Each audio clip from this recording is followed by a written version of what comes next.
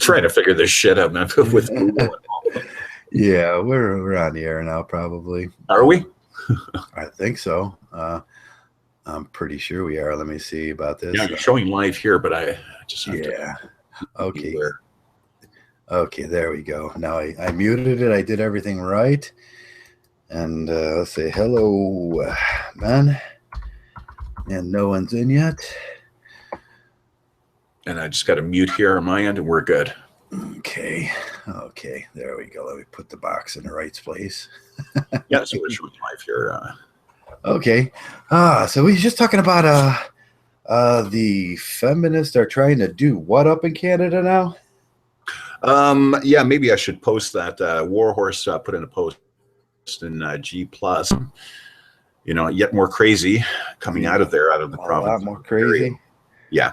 I call it a Mgtow maker. It's called Ontario Human Rights Starving for. It's under Rebel Media. I'm going to post a link actually there, Joe. Yeah. Okay. They wanted to take away one of our very favorite places. Yeah, exactly. They want to do away with Hooters. They want to crack down on Hooters girls because of revealing, clothing and all that stuff. Revealing clothing, yeah. And and I was, I think I was mentioning that to her. That's what happens when you get an LGBTQ and whatever syllable premier of a province, and with leftist leanings, direct ties with the Prime Minister of. Of this country known as Canada, the Prime Minister of Hooters. Yeah, and then the Prime, shifted over. So it's going to be interesting to see how they're going to play this with strippers. About strippers and their revealing clothing, which of course is non-existent as we know it, right? I mean, it's just another bucket full of crazy coming out of a Victorian feminized society, as I'd like to put it. Yeah, they have adequate clothing. I always thought they had adequate clothing on, and because I don't really generally, I don't like going to stripper bars. I never did. It wasn't something that I did many decades ago. Actually in my 20s. That's what we would do. The power. You go and frequent. On your nights out, you go to the stripper bar before you go to the club. So I went through that scene. Okay, but eventually it just fades out. It gets boring as all fucking. It's a cash drain. Yeah, I got kicked out of more stripper bars than I've ever participated in. Oh, you're one of those. Eh? Yeah, I just no. We're a little, or else we get bounced. No, fights rarely break out here in good old friendly Canada. Yeah. I just never seen the whole thing. It was like it seemed silly to me to be stuffing dollar bills and somebody else's G-string when I was like struggling so much most of my life, and it was just ridiculous. And a lot of the guys like it, and but you get to see the rare male that thinks he's going to go home with one of the strippers. Well, that's the whole play. That's the whole play in the whole entertainment industry. The clubs, they play on that. Yeah, girls' night out, and girls can get free drinks on those certain nights. Yeah, that's what it's all about. They're playing on that, Joe. This is what the hypergamy is teaching us, and and of course we reflect back on our own lives and we start connecting these dots, man. That's what it's all about, bro. Oh yeah, they play that game well, and I don't want to do it, and they know I don't want to do it. That's usually why I got kicked out, because I would sit in the back on one of the back tables, order a drink, and then just kind of mind my own business. And if you're minding your own business in a stripper club, it doesn't go over well. Oh yeah. If you have a couple of drinks and you fly off the handle, that can get you. Well, I know up here it can get you in trouble. Yeah, that'll get you in trouble. You fly off the handle, but you've got to be still prim and proper here, in this province. But that's craziness about that's just craziness trying to regulate. Yeah, there's regular, but it's proof positive of the agenda that they're trying to prove. They're trying to put forward. Think of that. Think of that. Okay, in some aspects of business, especially with YouTube, okay, they say YouTube's a business and they can censor whoever they want. Right. Okay, now on the other hand, they're saying Hooters is a business, but they can't do what they want. On the other end of the spectrum, they can't do what they want in their business. Yeah. And it's like, that's. I think Doctor posted what we're talking about here about that Rebel Media video. Is that Doc? Can you confirm that in the chat room if that's that link you posted? Appreciate that. Okay, what is Rebel Media? Rebel Media is a Canadian offshoot of a couple of guys that used to work for Sun Media, I think it was. Ezra Levant and Lauren Southern appears on there, and a couple of guys. And it's right leaning. It's a right leaning media YouTube channel. Check it out. They've got some interesting things. It's mostly Canadian. Well, they do mostly Canadian and also international content too as well. But they're spicy. And is that where I see Laura Southern running around with her microphone all the time? That's Laura Southern, always taking on the feminists. So she got that big old microphone. She looks like Connie Chung when Connie Chung used to. She's from the American media. Sorry, Joe, I'm a little slow on the American. I haven't watched American media in quite a while. I was making a sexual connotation there. Yeah. Connie Chung used to hold it with her 2 fingers, and it should look like she was about to suck a dick. Oh. Maybe it's good rehearsal for that line of work. Yeah, I was just dogging on her a little bit. You got to be a real American to understand that one. Yeah, Doc just confirmed that's the that's the right one for the Rebel Media thing about they're trying to crack down on the Hooters girls here in the province. They've been saying that for years now. Like everybody gets up in the airs about the Hooters girls. Mm-hmm. And man, if they get that through, if Hooters girls makes you a little bit hesitant and leery, then the stuff that goes around on the internet and the stuff that I see daily on billboards and TV shows, they're going to start. They have to take that PG and R rating and move it down quite a bit, don't they? Oh, it's a mixed bag. I mean, it's nobody knows what's what. Okay, one of Vernaculus is he's a really good journalist, really good kid. Now he's got a couple interesting stuff, and he's just cracking down on the fact that the media's destroyed everything. They're stepping more and more away from truth, and here we are, and right. Okay. And that's it. It's we're in a new era of receiving information. We've relied for historically on journalists to get us to like the truth, right? As Vernaculus put it, he put it even better. I would recommend his video there. Yeah. But he spelt it out clearly. And I think guys like us can see this, Joe. This is quite a transition from the way we were used. For the longest time, the way media and information came across.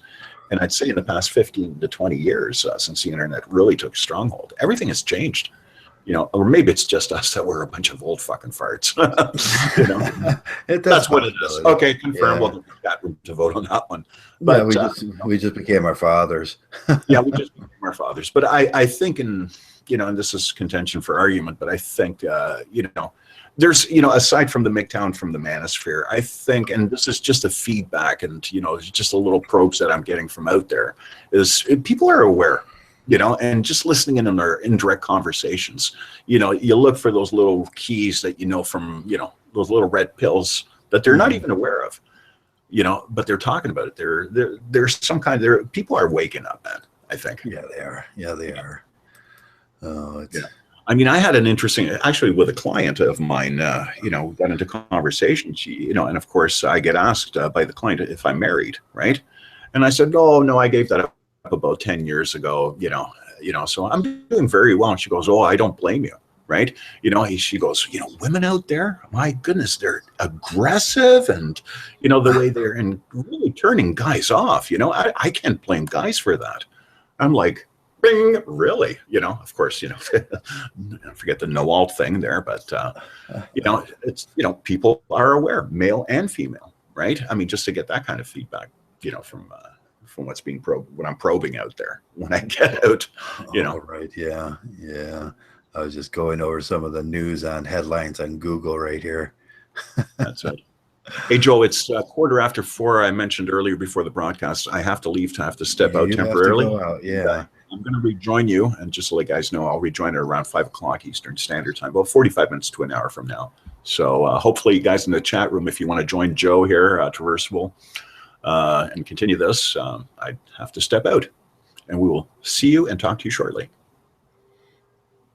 Okay, you take care, Zeta, and maybe I'll do some headline news here for a few minutes. You guys want to hear some headline news? Hey, that sounds like a good way to go.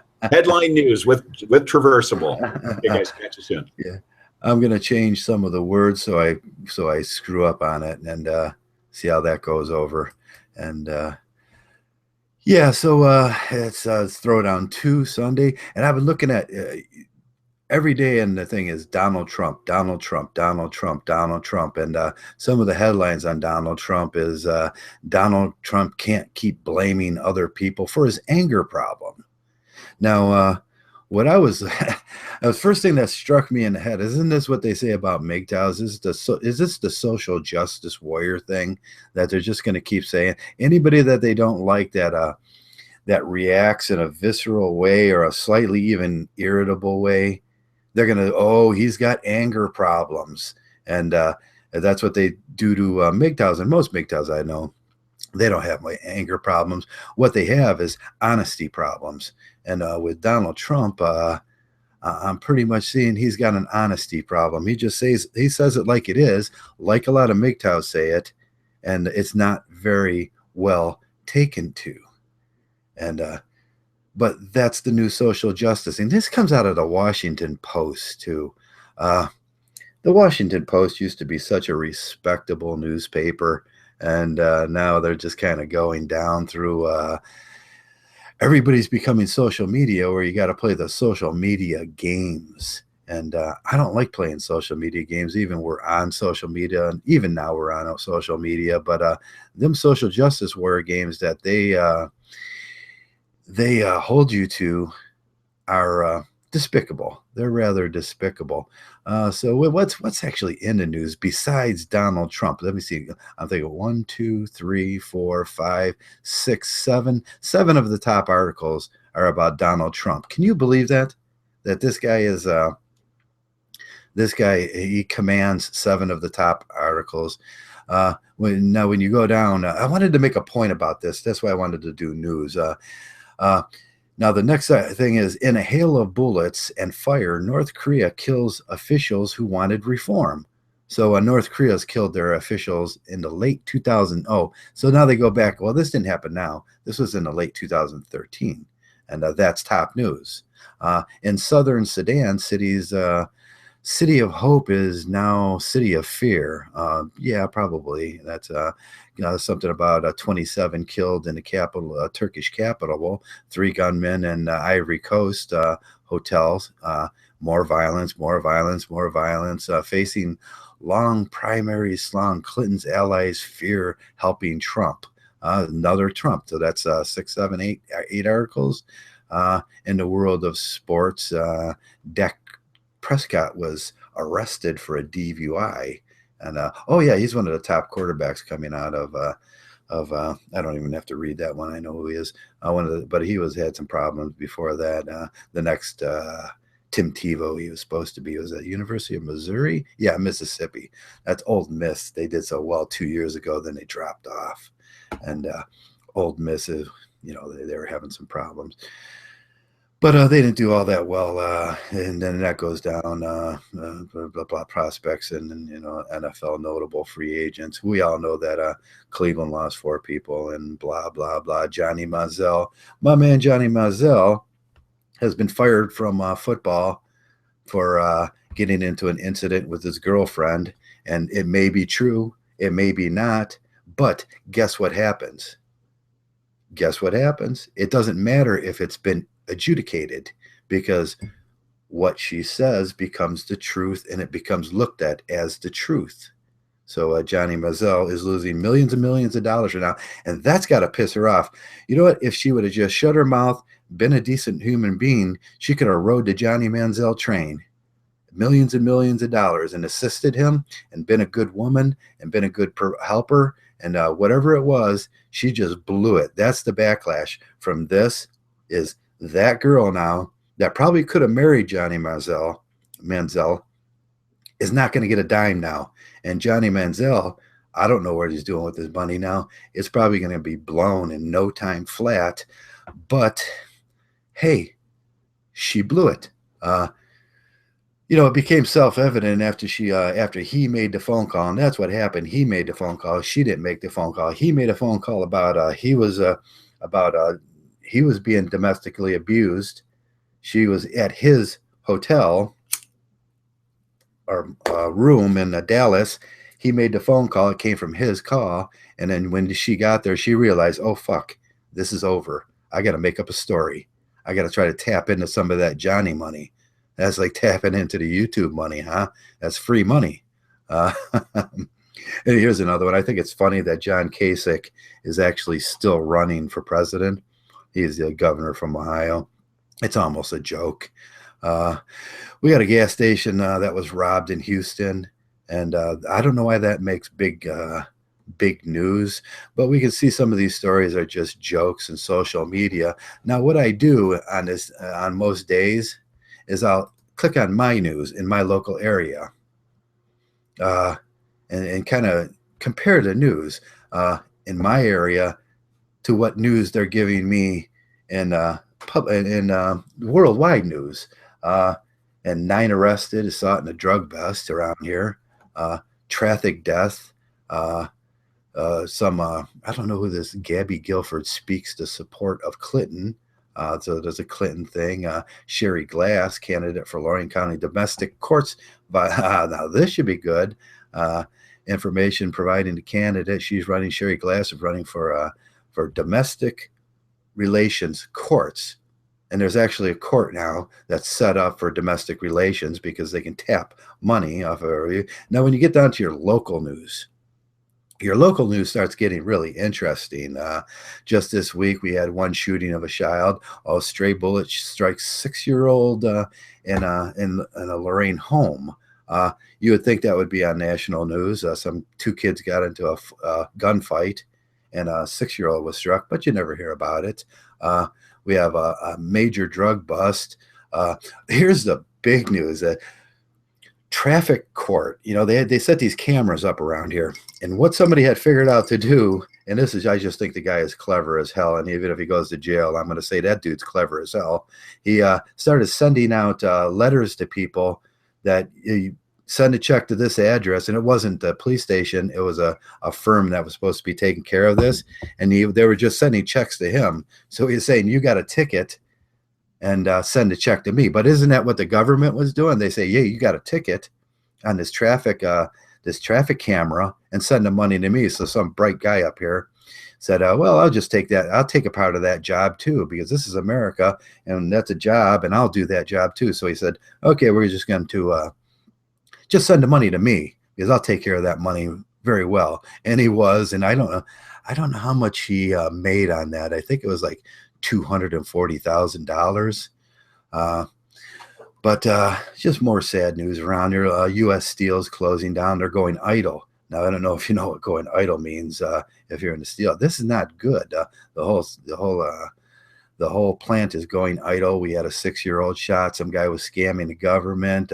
We had a major drug bust. And this more reflects news I used to see. There was a car crash on a drug or alcohol charge in local news. Narcotics in the next town over, narcotics actually issue multiple search warrants. Can you imagine this in this time and age? They haven't taken care of the drug problem.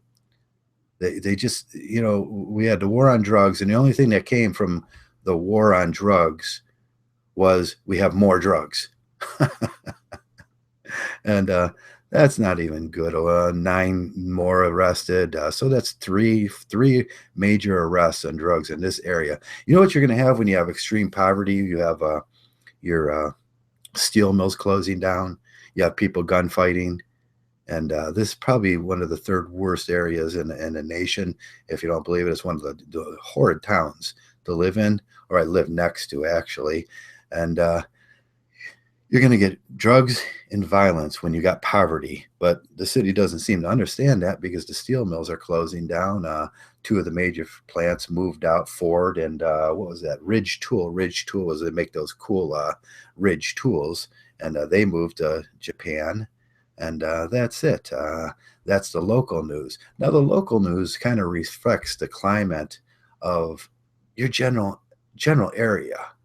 And when we look at the top stories from the actual Google News, all I see is 9 Donald Trumps.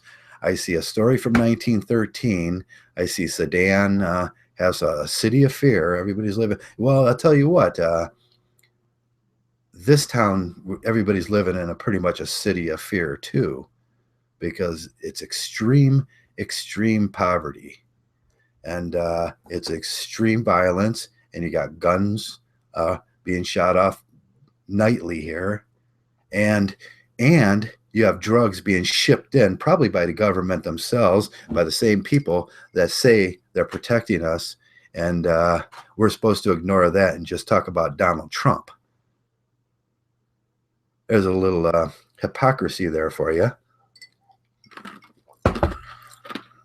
So I'm drinking a Pepsi and chewing on the ice. Hey, this is weird. For the last 2 years, my ice maker didn't work.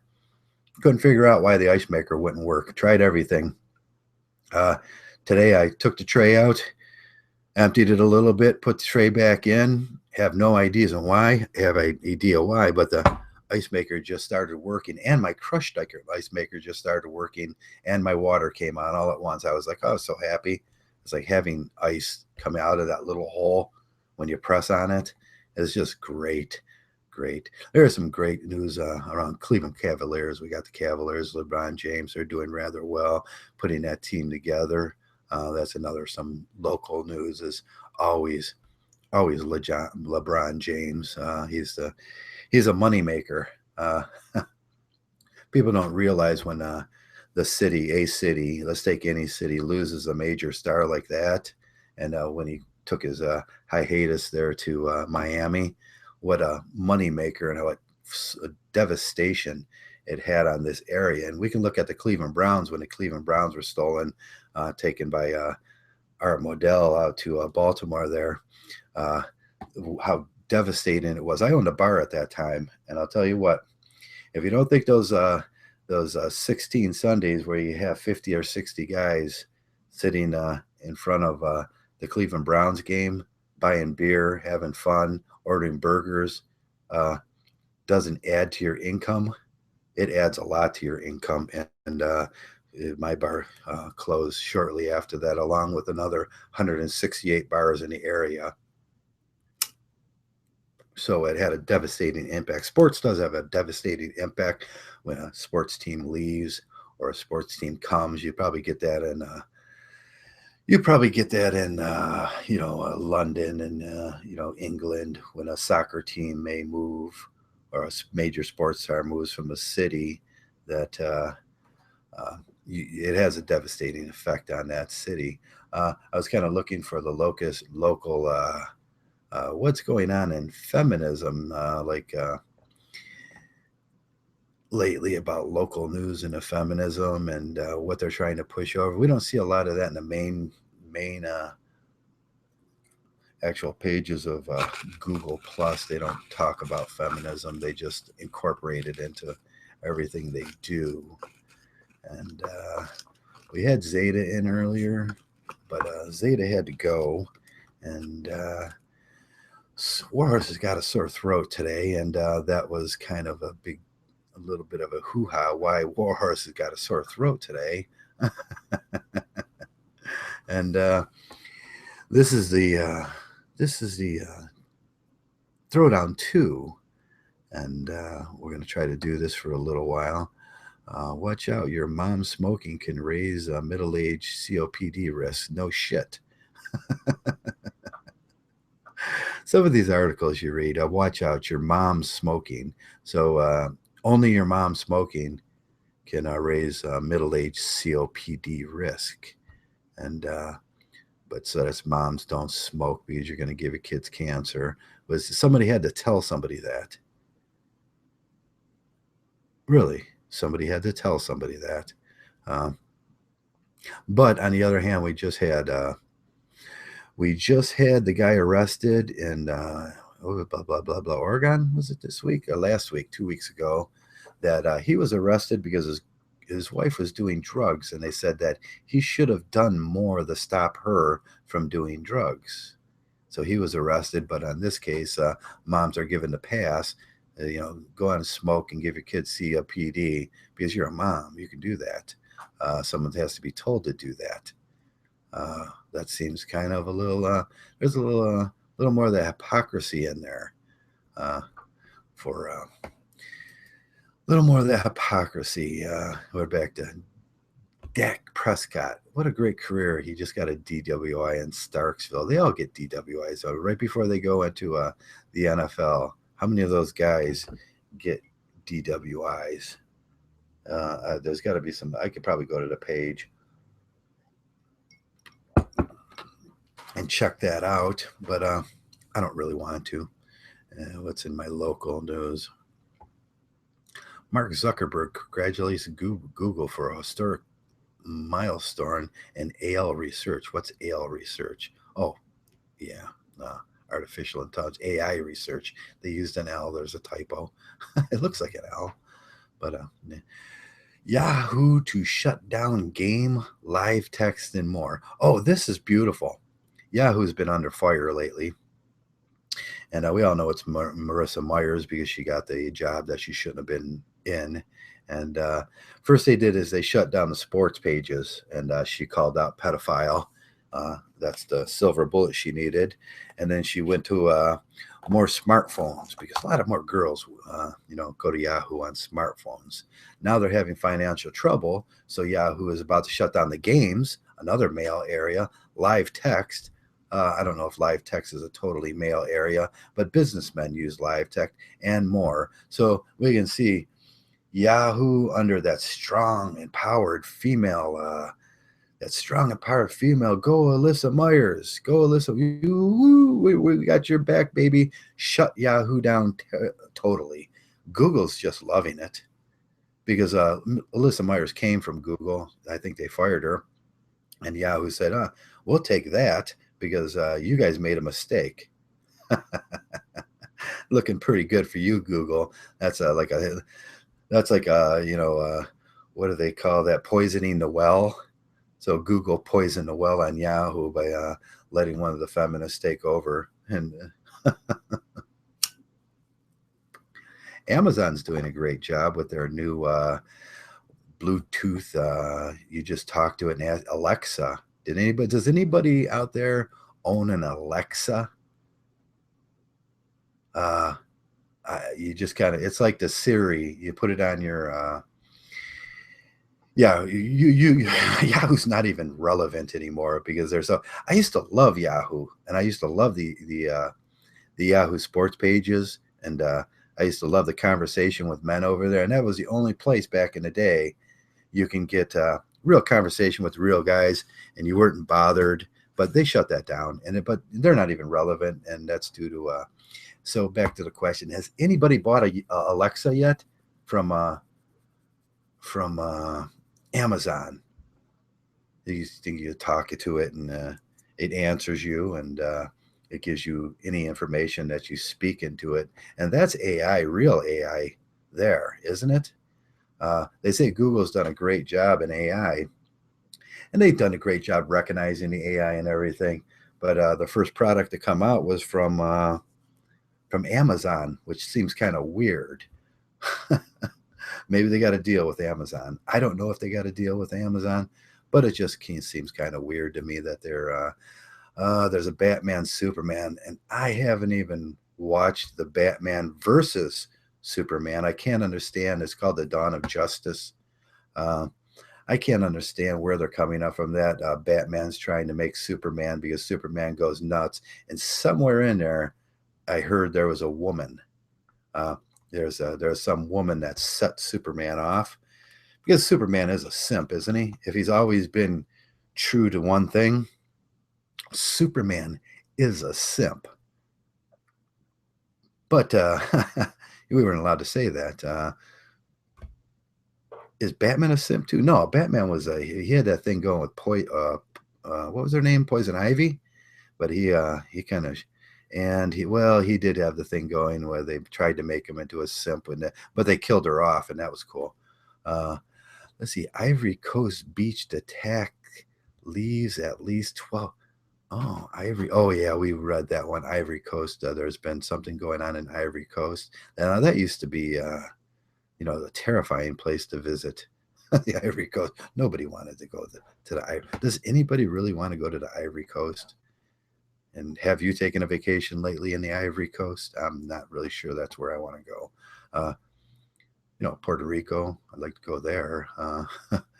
Brazil. It's really cool. Oh, Google confirms that you can get no new OTA updates. That's their big news. That's Google's big contribution this week to technology. You can go get OTA updates. I don't know what OTA updates are from your cell phone. Android, iPad has a new 3-inch and 4-inch screen. Not a lot of people, yeah. And the Galaxy X7. At some certain point, I was wondering, you got the iPhone 7 and you got the iPhone 8 and you got the Galaxy 7 and the Galaxy 8 and all those things. At what point will you have, will it just become bizarre where you can have the Galaxy number 642? And that's only about 50 years away. Yes, because the Galaxy 642 is going to be so much better. Just go out and buy that. They're coming so fast now that you wonder about the people buying them. Is just keep up with the Joneses, the iCore 7, the Apple phone, and all that stuff. The Apple just came out with their new phone, and are these hipsters? I was wondering if you're a hipster, and I've never been a hipster in my life. I barely just bought a new smartphone. And that's it. So the hipsters, when the new Galaxy or the new, if you're in separate hipster classes, probably you got separate hipster. There's an iPhone phone hipster, and is there the Samsung phone hipsters, and there are two. So you got to keep up with the next thing coming out, and these things aren't cheap. They're like $500. Trav, Brazil has a bad virus going around night.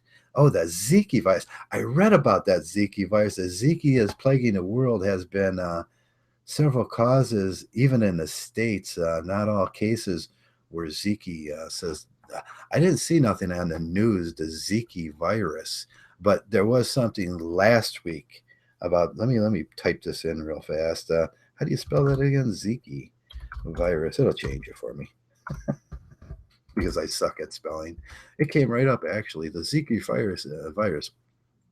The most recent news is openly racist governor blames refugees for Zika virus. Now that's funny. Paul LePage, who is Paul LePage, attacks asylum seekers for bringing in the Zika virus. But we have to learn what the Zika virus is first before we can Zika and pregnancy, and it comes from mosquitoes. They're showing a little mosquito there about the Zika virus. The Zika virus is caused by, what is that? Zika virus disease is caused by the Zika virus. That's so stupid. And it spreads to the Zika virus disease. This is what it says on this actual article. The Zika virus, I can show it to you if you don't believe me. I'm going to show it to you because it's so freaking stupid that I can't hardly believe they said it. Is that it? Zika virus. Yeah, that's it right there. Share. And the Zika virus disease is caused by Zika virus. I don't know if I can zoom in on that. Can I zoom in on that? Oh, shoot. I can make it bigger up here. And doop, so you can actually see it.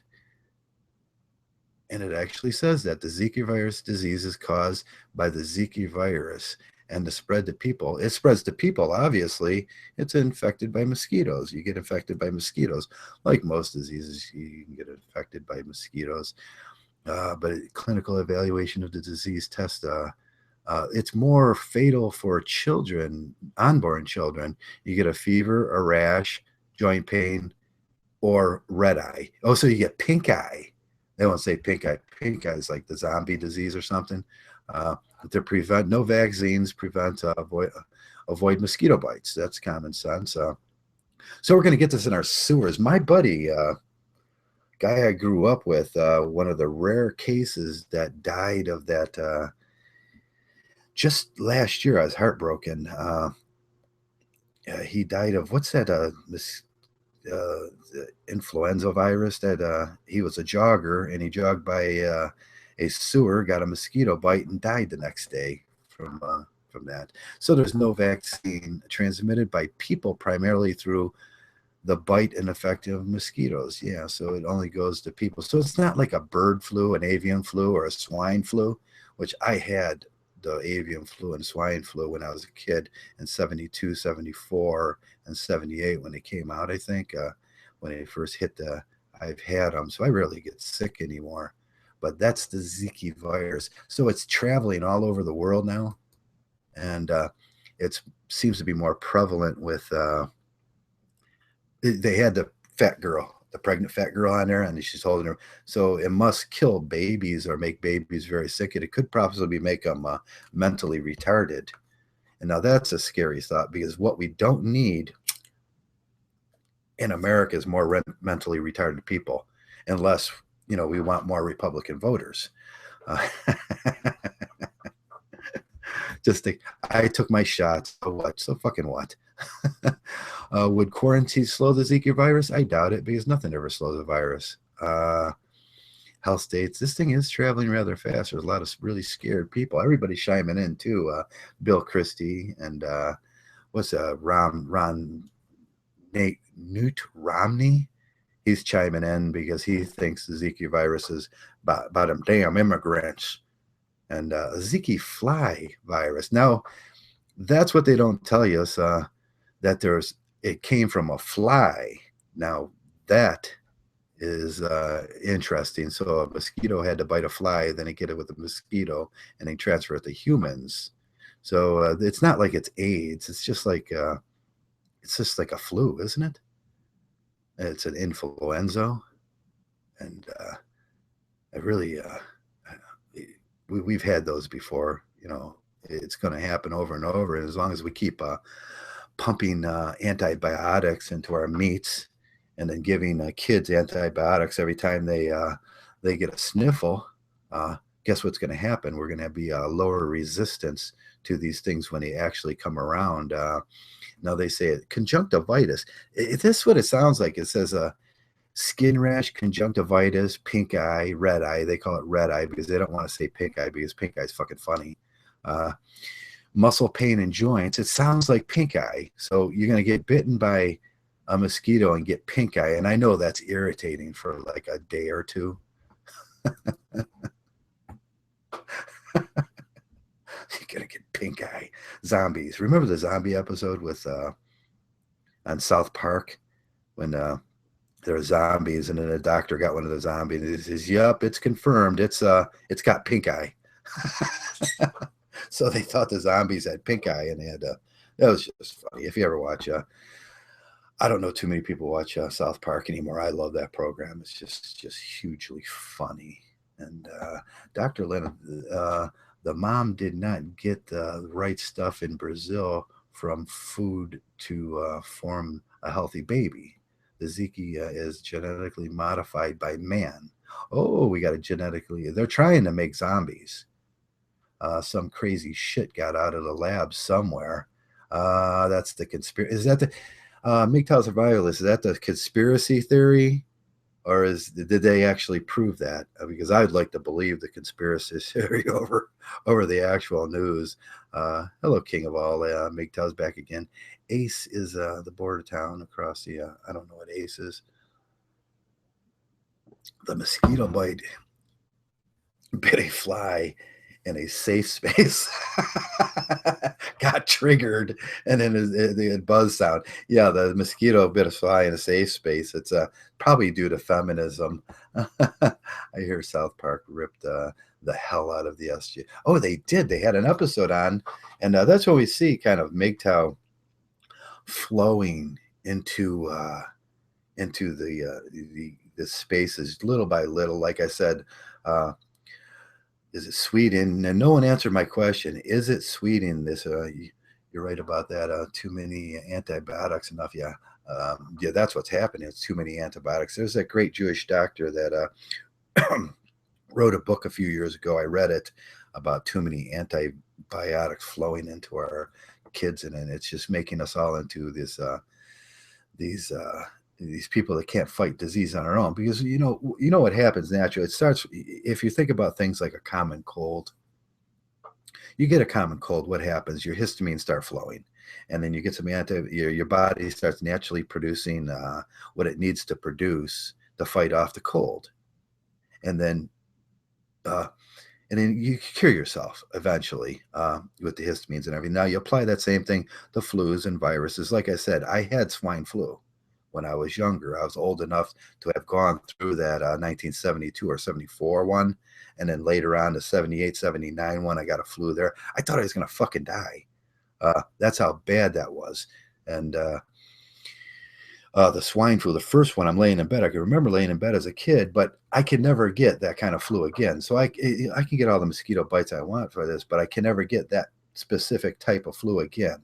And I can never get that specific. My body did the job. They didn't pump me full of antibiotics and all sorts of that garbage. So, my body, made natural. And as you go through life, you'll notice that if you just let things kind of happen naturally, that when you get older, there's going to be long periods of time where you're not going to get sick no more. I can't remember the last time. We were talking about this with Warhorse too. Warhorse can't remember. He's got a little sniffle today, his sore throat today. But I can't remember the last time I actually had a flu or a cold. It's been a whole winter, and I haven't had a flu or a cold because my antibiotics, and it might be because I started. And you know what I think about? At the end of last spring, me and Zeta were eating that healthy stuff, and we did the testosterone. So I raised my testosterone to ungodly limits. And then my arms went up to 20 inches, and they looked kind of good for a while.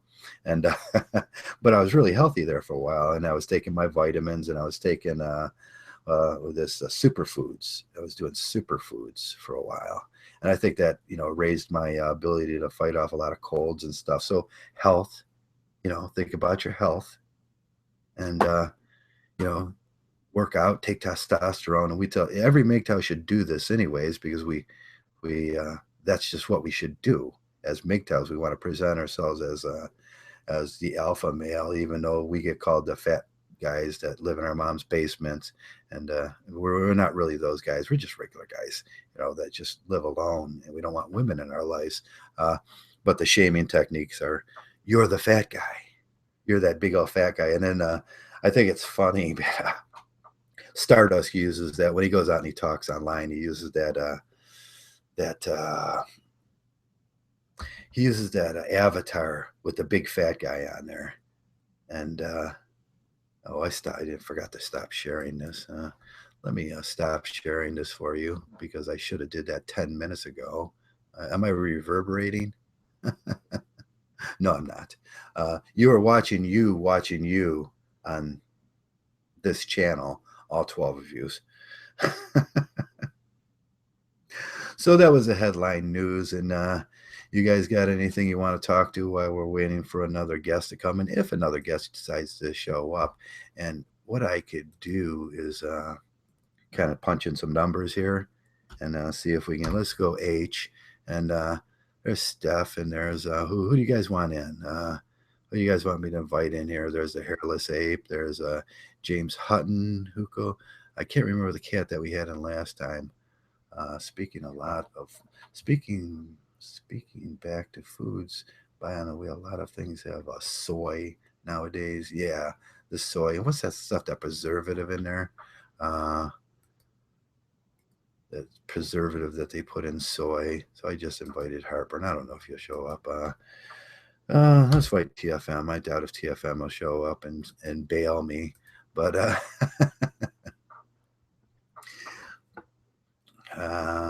we'll see how that goes. And he had an interesting video, TFM, about the. I was trying to dig up stats for everybody over the week, and I had a video planned about this. I'll be AFK for a bite. I have to go feed my rabbits. You got to go feed your rabbits. Oh, that's cool. We used to have a Mgtow Survivalist. Do you raise your rabbits underneath your house? Because that's where my buddy used to raise rabbits. And you'd go into his house and you'd look around and you look in his backyard and there'd be no pens. And I was like, where do you keep your rabbits at? In the garage? And he says, no, we don't keep them in the garage. And I says, well, where do you keep your rabbits? And he went over to the kitchen, and in the kitchen there was this little trap door. So he pulled up, they got the space from the ground to under a lot of houses, older houses in general, they got the space in between the ground and you got your pillar, your footers and everything. They chicken wired that off so the rabbits couldn't get out. And when they buy these rabbits, they would just dump them down that hole, and then they would just throw stuff down there, and that's what it was. It was a rabbit. The whole house underneath the house was a big rabbit cage, and that's what they used to raise the rabbits. Now it was horrifying the first time I seen them. You have a large pool enclosure, okay, and there are four for meat and not pets, no pets. Yeah, they're not for pets. That's what I was getting to. He would reach down there when he started throwing the food, and he'd grab one of them once in a while, and he would just bring it up, and he'd snap its neck. When you seen it, if somebody from PETA or someone, they'd be horrified, or a vegetarian, and then he would skin it, and they make good. My brother used to make puppets out of them, and little bunny puppets. And so I don't know if he sold them. He just liked to make bunny puppets. It was kind of sick. And they would eat the meat, and we'd do one in the backyard once in a while over the fire when we were drinking beer. And we started doing chickens too, rabbits and or chickens. I'd like to do chickens here, but I had a horrible event. My ex-wife and my kids wanted to do chickens, so I went over there. And she had bought in six to eight chickens, and I put up the chicken fence, and then I built the enclosures for the chickens and everything, and then next morning we came back, we released the chickens, and they lasted about a week. They could crawl inside the garage and go in and out, and boom, one was gone, and we couldn't figure out what happened to it. And then I started doing some studying on what happens to chickens. And I thought, well, I put extra fence and dug down and then put it so nothing could dig under. And next morning I come out and boom, there's two more gone. And then so I put the top on the fence. And I figured, well, if it's a turkey vulture or if it's an eagle or something, I'll take care of it that way. And then they had like 5 left. And then the next morning, gone. So there was some kind of animal, and no matter how hard I looked, she lived in back of a parkland, and there was some animal, I don't know what it was, maybe it was weasels or some kind of badger that could burrow real deep, or something was coming from some other way in there. Some people say not a skunk. Yeah, a skunk could do it too. Eventually they just kept eating them all, and I had no idea how to stop something from getting in that fence. And yeah, I'm sure you don't want. Yeah, you can't have a rooster crowing out there if something happened, and we couldn't keep an eye on them all the time. So chicken. But here where I live now in Ohio, they just passed a law. The state can tell us, yeah, thank you, Ohio, that even in a residential area, you can have up to 8 chickens, and for the meat and the eggs. And it might have been a ferret. You might be right about if someone lost a ferret in their fuzzy, they would still live up here. Weasel, a ferret. a fox. We have a lot of foxes up here. But I couldn't understand how. I did everything. I did everything to try to insulate this cage. I double fenced it. I dug down like they told you to do. I put steel rods every once in a while, and I covered the top, and something just kept. I don't know how it was getting in. It might have been getting through the walls of the barn and back through the other side. They ate them all eventually. So there's a chicken coop out there and a cage and everything, but she sits so close to the park that there's so many animals that come up, and you can't shoot at them or can't protect your investment there because the park rangers will have a fit about that, and you can't really shoot. And so the problem in the city, if you're going to raise chickens and you're allowed to have 8 of them now in Ohio, like I was getting to, is you can't defend them. So you have cats, dogs, badgers, weasels, rats even, and you can't shoot them. So it became quite a problem. So it's like, it's just a lose-lose situation for really something $4 worth of meat and a couple dozen eggs.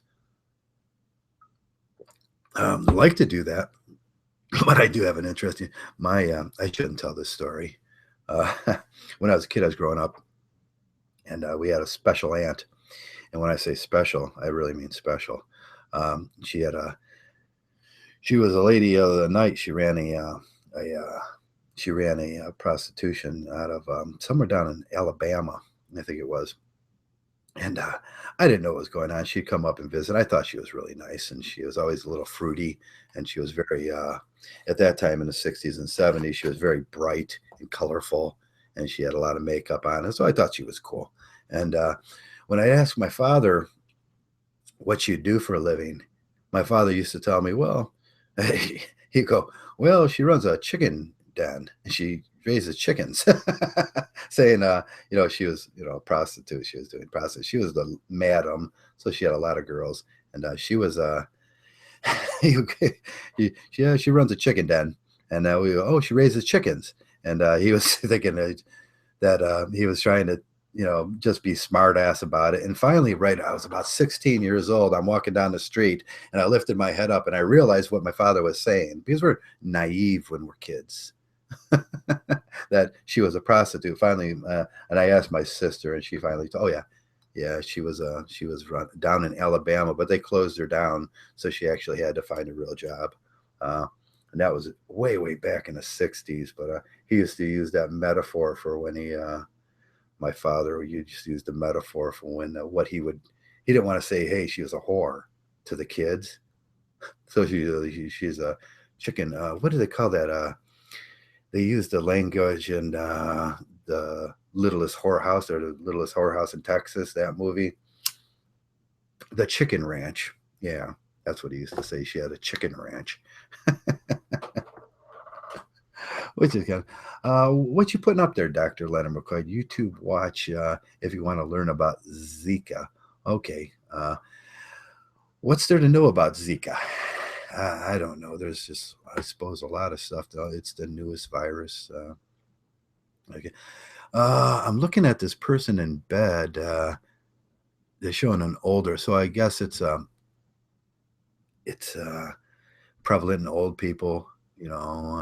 Some person, so somebody lost their mother to Zika, so he's got a tattoo, so they showed it.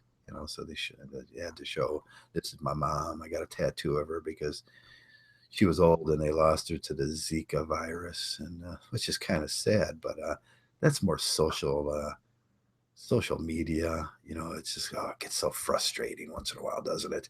It's, there's, instead of saying why it killed her, her immune system was down, and why it's doing what it is.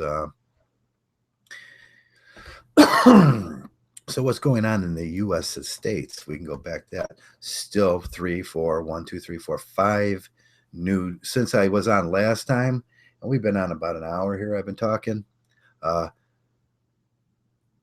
There's 5 new Donald Trump articles. They're really just going to town on Donald. They, he just keep it up, because every time they run an article, they just make them more popular, don't they? Oh man. Here's about Texas festival apologize after Muslim Olympian told to remove hijab. Is that how you pronounce it? Hijab, the head thing. Yeah, and I didn't know the Olympian told her. Oh, she was just an Olympian. She's an ex-Olympian, and she was told to remove her jahib, and probably in a bank or something in Austin, Texas, because they don't like Muslims down there much. They, they don't like much of anybody. They don't like Ohioans down there. They don't like Tennesseans down there. They fight with their neighbors. They don't like nobody. So it's not like they're being. I don't think they're being racist. They're just being themselves. They don't like nobody in Texas. And unless you're a brother Texan and you go to church and you believe in the Lord and you're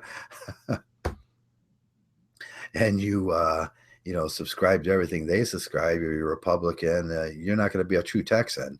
You got to ride a horse, wear a big hat, have grandeur ideas about the quality of your state, and you're just not going to be like them. And they got a special language down there too.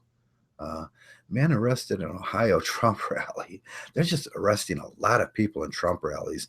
Last week it was the guy that the what was it? The security guard that slammed the guy went over the border. They were coming in, and he wasn't just a security guard. He was a Secret Service guard. That's his job. And Donald Trump was coming down, or the candidates were coming down the aisleway, and a reporter stepped out into the aisleway, so he slammed him, and they just thought, oh, that's the worst thing in the world. And they portrayed it like Donald Trump had actually did it, not the Secret Service guy was doing what he was supposed to do. Now another guy, and it seems every other day now we got someone arrested at Ohio. It's in Ohio too. I didn't know if Trump was in Ohio. Was it blah blah blah blah blah? I would have gone seen him if he was, if I knew he was around the area. But this man that was with it was Atlanta ties. So somebody from Atlanta. Oh, I can see how this is going now. Somebody from Atlanta came up here, then caused a scene and got arrested at a Trump rally, and then it's a big deal for them now. The social justice warriors and the Democratic Party are going to take their shots.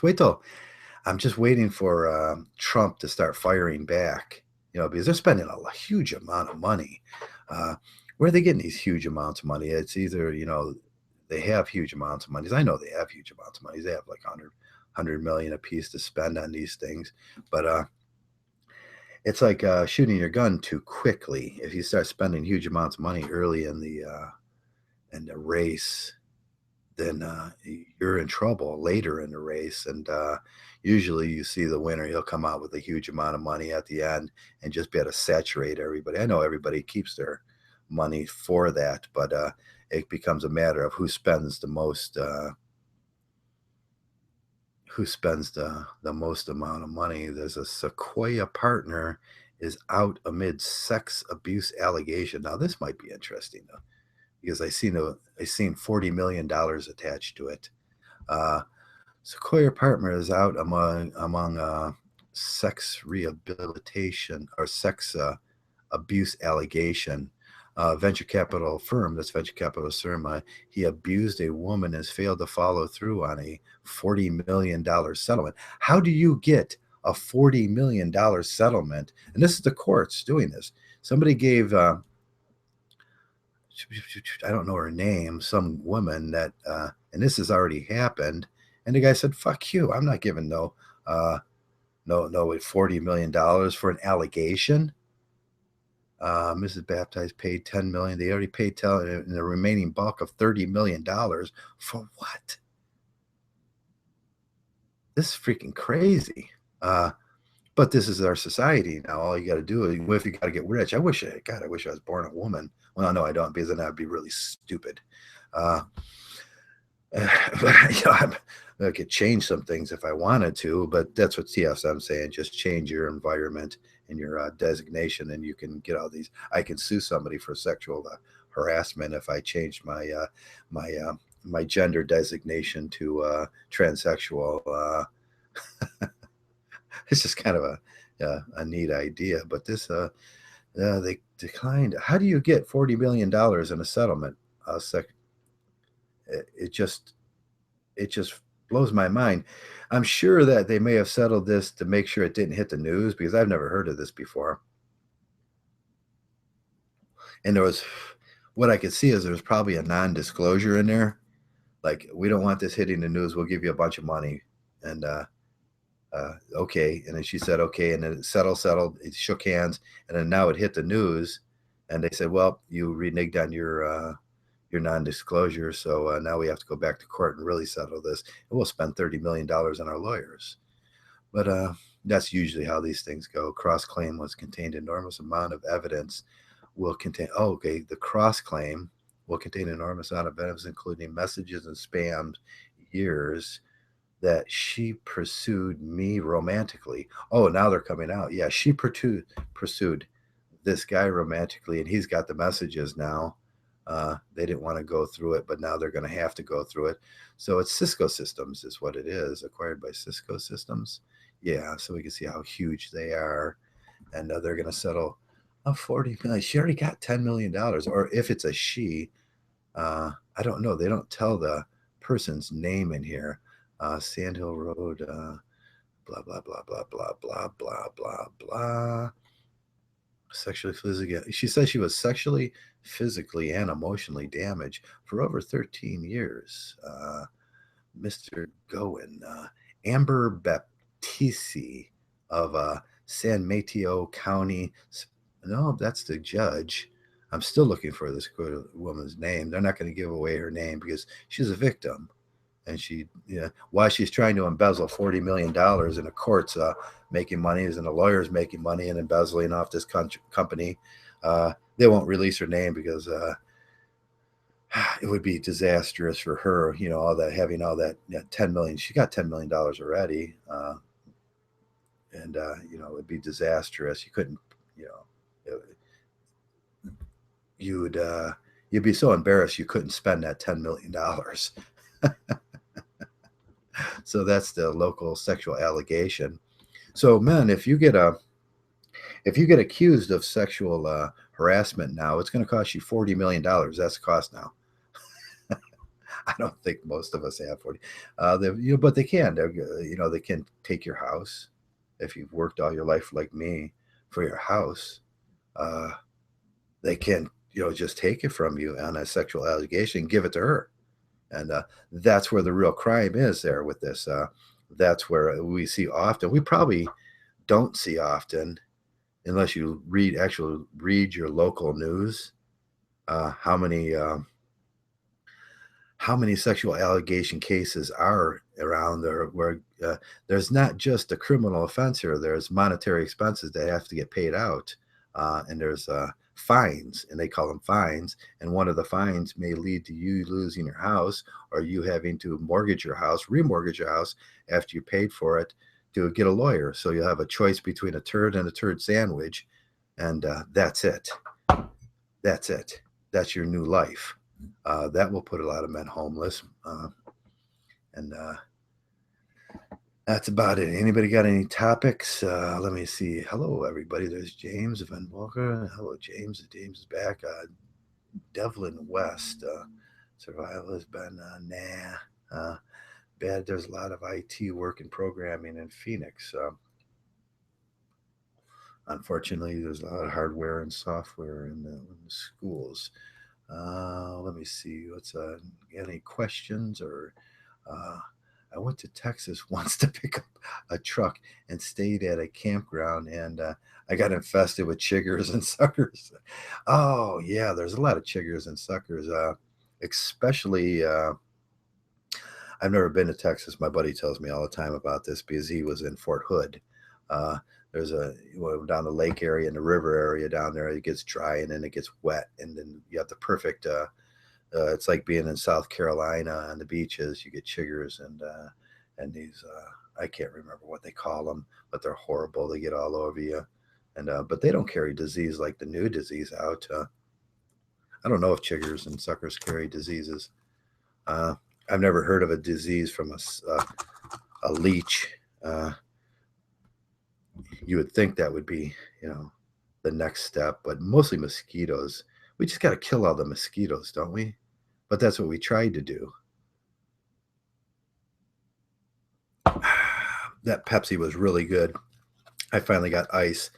Mysteriously, my ice maker just started working after 2 years of being broke, and I did nothing.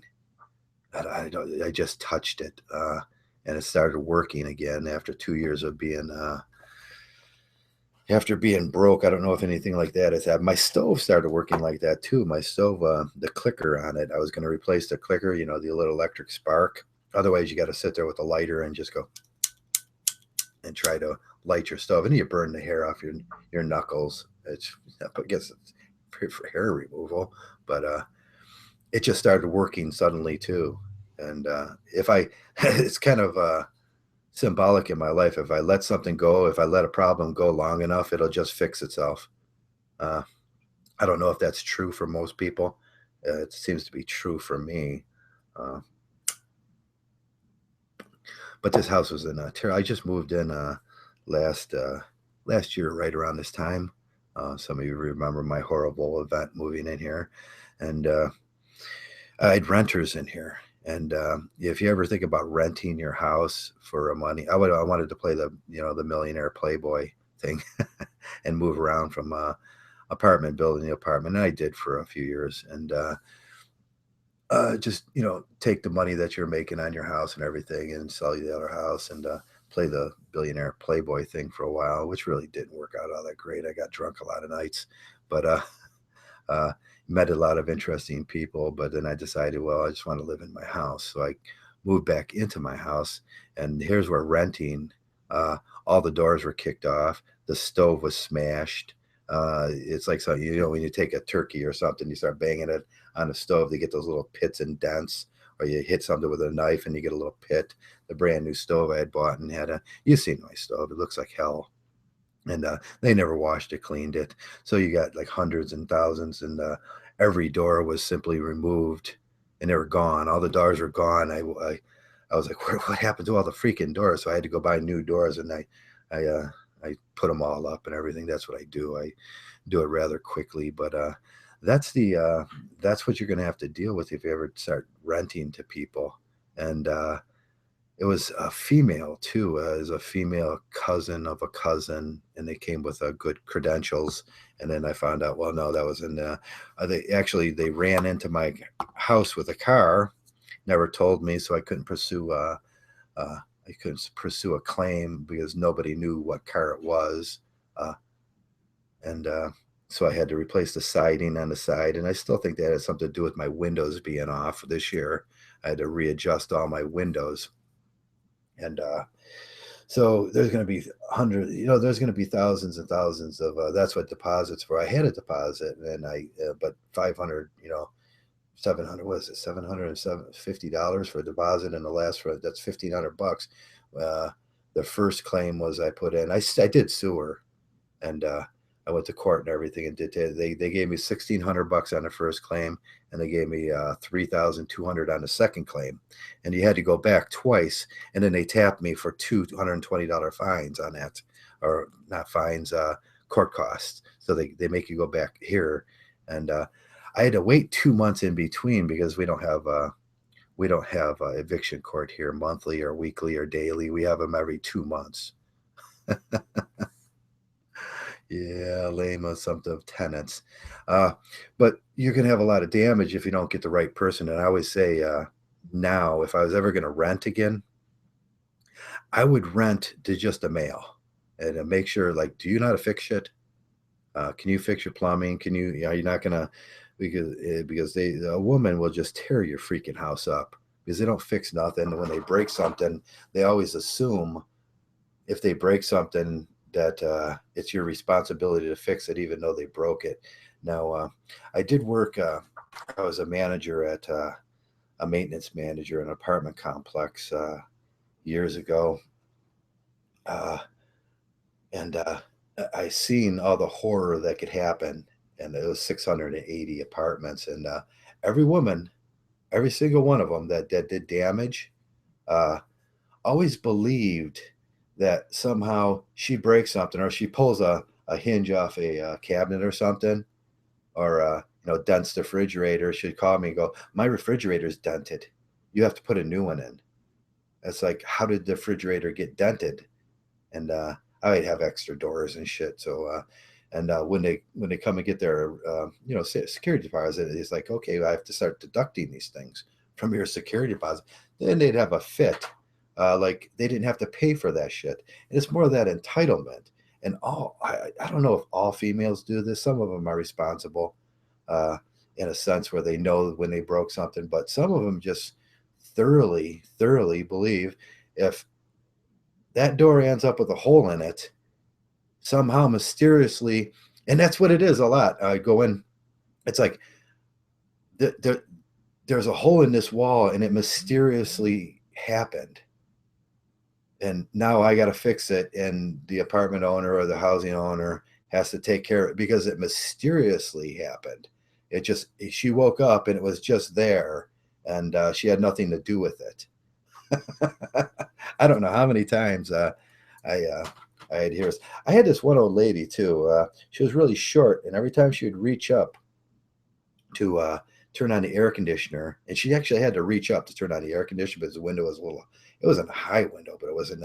She would pull on the air conditioner button and tear the button off, and she called me back like 4 times, and finally I had to say, you just get a step ladder and go up there. And she says, no, it wasn't her fault somehow because she was really short and she was yanking down on the button when she was trying to turn it.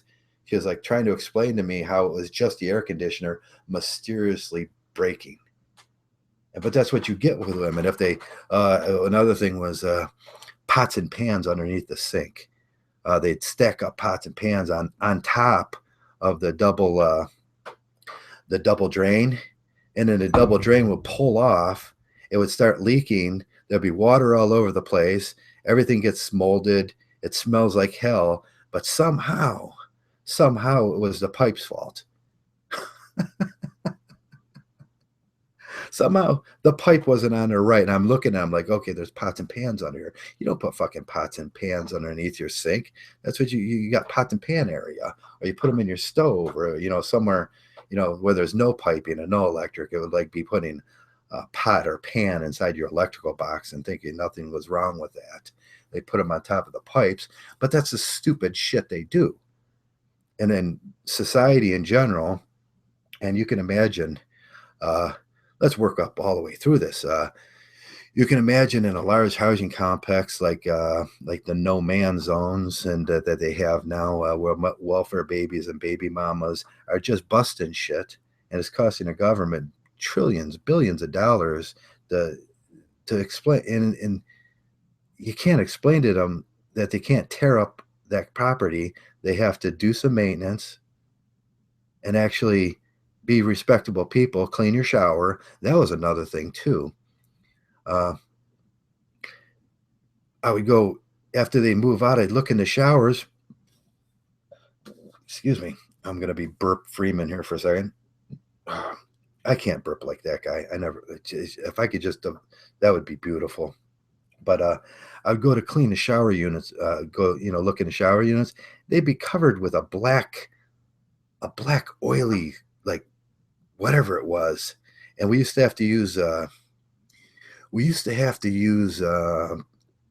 oven cleaner. We'd coat them down with oven cleaning, close the door, and turn on that oily whatever it was in the shower, girl funk, and then that would melt them away. And then we'd hose it down and then re-clean it so we could re-rent the apartment. At that point, it got inside the grout, and you had to re-grout and re-caulk because they'd never, ever, ever clean their showers.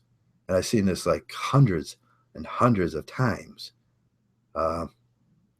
How houses are condos for just larger kennels for humanoids. That's what they are. Sometimes you look at the carpet and you wonder, how the fuck, how the fuck in 1 year does someone do that to a carpet? And it's usually a woman. She hasn't vacuumed in a whole year. And I've seen this one woman. I know every one of you guys seen this before. When they have dogs or they have hair, a lot the hose in the vacuum gets clogged up. Now that means nothing to a woman. A woman will keep vacuuming with that vacuum and say, there's something wrong with this vacuum, instead of unplugging the hose. And it just grinds that dirt in for months and months. Purple cleaner is good stuff. We used to use a lot of purple cleaner. And what else would we use? Indentured alcohol and purple cleaner. The girls that were the cleaners used to use it. Degreaser. You come in a 55-gallon drum. I know this stuff. We used to use it to clean actual presses, for the grease off of presses. But women will let that go and just vacuum. They'll vacuum every day, but they'll never change the bag, and they'll never unclog that hose. So that's just spreading that dirt around, and it's pushing it farther and farther into the carpet. Now we call the carpet guys in to replace these carpets after a year. After these things, he has been there for a year, and if a woman's been in an apartment, you pull these things up, and I always tell them to use. We went through the pathogen courses and stuff for the guys, and one of the worst things you can do in the world is actually be a carpet remover, because that stuff that's under there, the skin, and it's just a horrible stuff that gets caught underneath the carpet. It makes you sick. Once you've been sick once after doing one of those, you'll know what I'm talking about. But it's just horrible under there. And all these guys are getting sick, and we finally made them start using masks because these people were such pigs. And that's what housing. A portion of if you know how America works, if I had 680, so the portion that we had to delegate for baby mamas in general, welfare and low housing income was like 10% we had to do at that time, and that was the minimal you can get away with. And they don't care. I seen enough. I did that for like a year between industrial jobs, and I seen enough horror in that situation for a lifetime. You do see a lot of horror. I could tell you some stories that would just it would curl your hair. It would burn the fucking nose hairs off a nun. Some of the just absolute horror stories that, we got 680 apartments. That's a city inside of a small area, and everything that happens in a city, drugs, murder, theft, suicide was always sad. I had to clean up after suicides once in a while, and it's not good. it will fuck your day up, and everything that happens, and that's one of the jobs that you probably don't want to do in your life unless you have to, like I had to do it at the time. I was fresh off the divorce. My wife went to jail, and while she was in jail, I had to take the job there so I can get an apartment, because I was just kind of moving around at that point, and I had to get the apartment, get the kids in, and social service came down to make sure I was a good dad, because they were just doing their job. And that was within like a week. They called me one day, and this is weird. They called me one day and they go, "Dad, we're here alone. Mom's in jail." Oops. Nobody even checked on the kids. She was in jail because the boy, when we found out, the sad part was when we found out that the boyfriend was beating my oldest child, and he had tied him up in a chair for a month. And I couldn't. They had kidnapped, and they were selling drugs, and but that's the things the government doesn't care about. As long as I was sending money, and I wasn't allowed to go see them, that everything was fine. As long as the government has this really fucked up view that is if they keep you away, then you don't get to see this stuff, then you can't report it, and that's fine and dandy with them, because in their magic thinking, it doesn't happen. And my son was rather traumatized for a while about that. my other son was found wandering around in 2-degree weather outside. He was just a small boy, and he went to jail for 5 years. She got 8 months. That's, female quality. She gets 8 months. They got 5 years. And the day she got out of the jail, she was allowed to come get the kids again. Which is, that's what you're going to have to deal with. As a father, if you want to go down that road, or as a human being, you are just a utility. And there's going to be a lot of things to fix after those things happen. The judge thought that was okay to give her the kids back after, because she was rehabilitated after that, after kidnapping and drug abuse problems. She was rehabilitated. Yeah, she is rehabilitated now. She's okay now, but then I just had to deal with it. And with that, I think I've gone on for an hour and 20 minutes. And you got to be sick of just hearing me. And it doesn't look like anybody's actually going to come in on this one.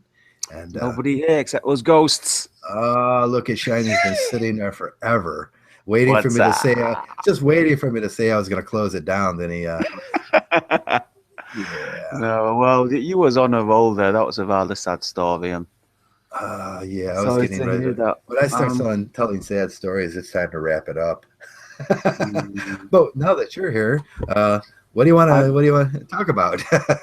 Well, I'm not sure I can top that. I mean, the fathers and their children. The fathers are the protectors of the children, but remove the protector, the man most capable, most invested in a child's protection, and that child is prone to any type of abuse, and it's such a crying shame. I really do believe it's the tragedy of our times. The level of child abuse that's going on, and the government knows it's going on because their own figures tell them. The courts hear the cases, and the women can do whatever they want. They can literally do whatever they want. Yeah. It becomes advantageous to them to keep the males out of the house and away from the children, so they don't know what's going on, doesn't it? There's a conspiracy theory going around in the UK, and the more I hear about it, the more I'm beginning to believe it. And the conspiracy theory is that a huge number of the Tory cabinet is involved in a child sex ring. Now, the thing is, one way to sort of get children and to sort of get hold of victims and children for abuse is, number one, get them away from the father, and number two, get them away from the mother. And once the father's gone, you can get them away from the mother quite easily. I mean, what's she going to do? She's not going to be able to do anything if the police come and take the child off her. What are you going to do? We've seen a sad example of this right in my local area. It was in Brunswick, Ohio, the Brunswick area, which was probably an incorporated area back then. But they had these 3 judges there. And what they were doing is when the children would fall prey to this sort of stuff, they went into the judges, and the judges were prostituting these women out. And then these little girls, they were just little girls.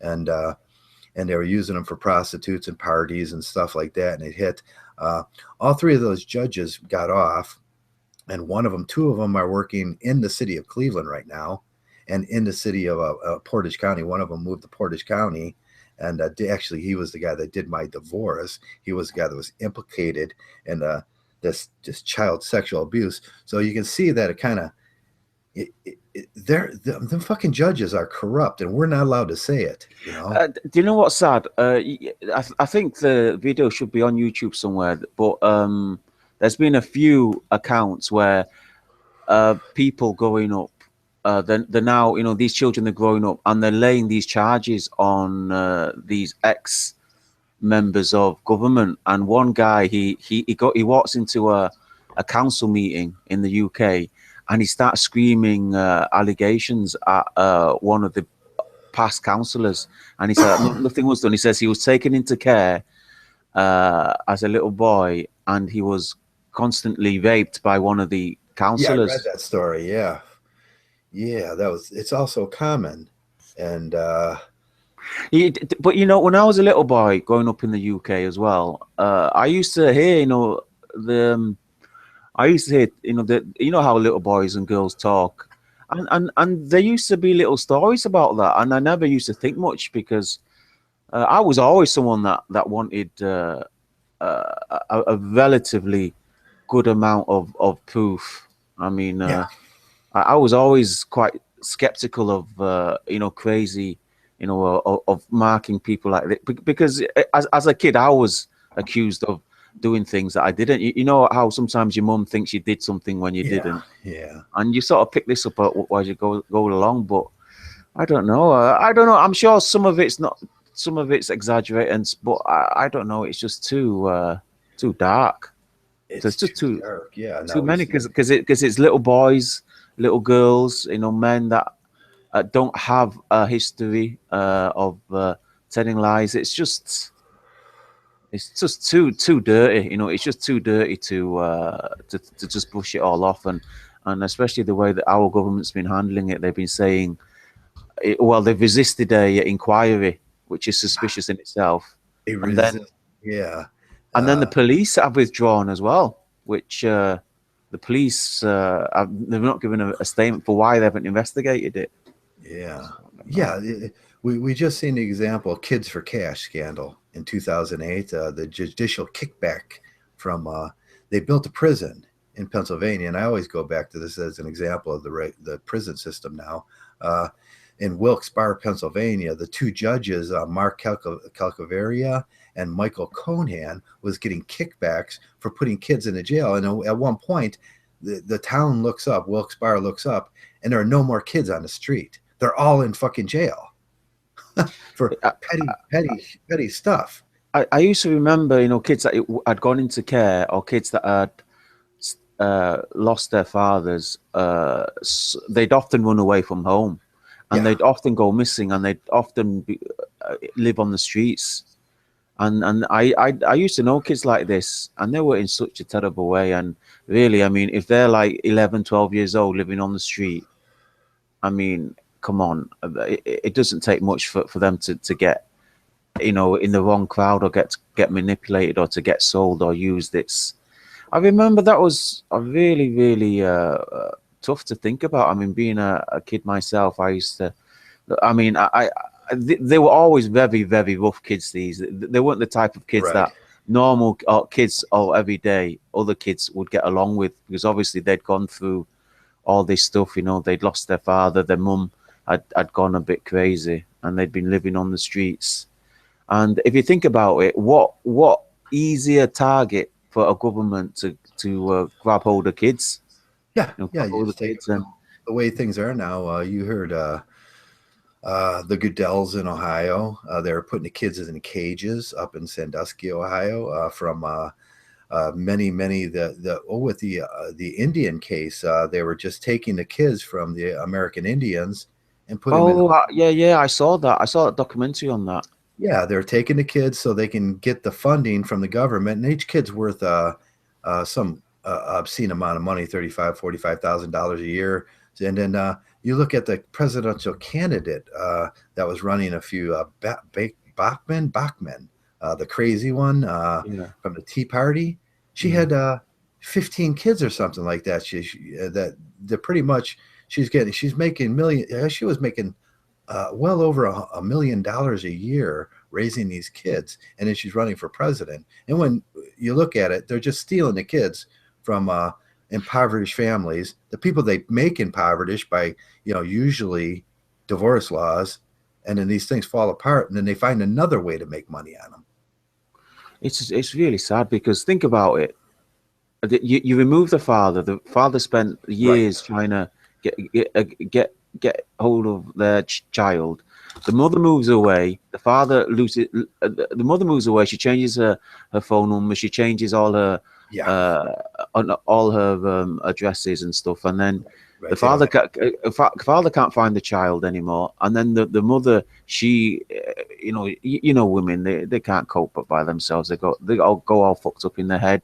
Yeah. And the social services takes the child off the woman, and they say until you clean yourself up, you don't see the child. So the child goes missing. Nobody, the father doesn't know where he is. The mother's all screwed up now. It's a recipe for disaster, and you get they go and call they call the father a missing parent or something. What do they call him? It's a derogatory term for father.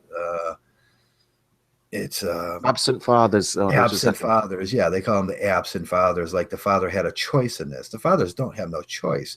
When I didn't see my kids, I wasn't an absent father. They called me an absent father, but I couldn't see my kids. I tried to see my kids.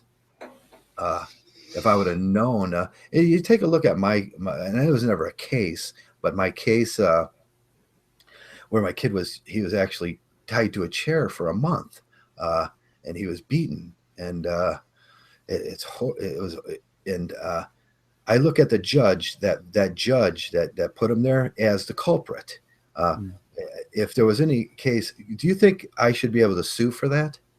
You should be able to sue for it, but this is a dictatorship. I mean, you're going to have to find some lawyer willing to take on the system. You're going to have to have.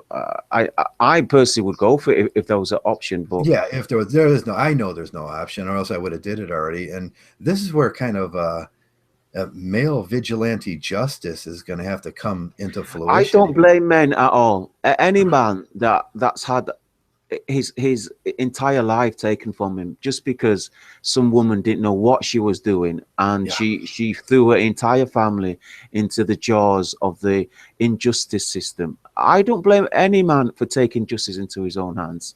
Yeah, no, I'd never blame if I see it in the paper and they the papers are going to say, oh, this was just some guy being a vigilante. He's not a vigilante. He's a hero. He's a hero. I mean, when nobody else was on his side and he was the only man, let's face it, he is the only person in the world that's protecting that child. Yeah. The courts don't have the child's best interest at heart whatsoever. I mean, we get case after case in the UK. The famous one is called Baby P. Everybody knows the case of Baby P. It was Haringey Council. They knew the baby was in danger. They knew the baby was consistently bruised, consistently distressed. And eventually the baby died during a custody battle between the mother and the father. The father kept on warning everybody, the judge, the lawyers, the social services, that his baby was in danger, and he was consistently being separated from his baby, who was 1 year old. Yeah, the baby was 1 year. That baby can't defend himself. That baby can't. Eventually, the mother and her boyfriend killed the baby. Yeah. And the father obviously was beside himself, and he didn't get a single look in from the media. And then there was another one called Nicola Columbi, I think, or Columbier. I mean, she exactly the same thing. The father was trying to get custody of the child, and he wasn't even allowed to see the baby. And the mother killed the baby.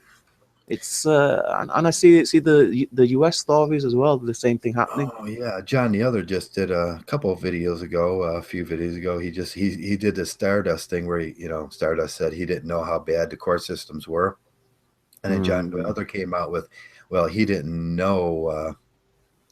He did it the other day. I can't remember what the exact story was. He didn't know that this abuse could take place like this, and we've been saying this, in my story, I've been saying this for fucking 10 years now. I mean, I've been there. I've been in court. And I don't know whether my children are dead or alive. I don't know. I've not seen them in 4 years. My ex, she's taken them. She's changed the address. She's changed the phone number. And the court has ruled that I'm not allowed to have the details. Yeah. And listen, I've not been convicted or even warned of you get a police caution. I've not been convicted. I've not been arrested. I've not been warned for any crime. I've got a totally clean record. I've not served any time in prison. I mean, when the police arrest you, they put you in the cell anyway. But no, I've never been convicted. I've never been in trouble, anything like that. And I'm not allowed, and this is the situation for many, many fathers. You could be, how about that tax man? There's a YouTube video of that tax man, and he was put in prison because he couldn't pay his alimony, and Oh yeah, he was like a little boy shivering in the prison.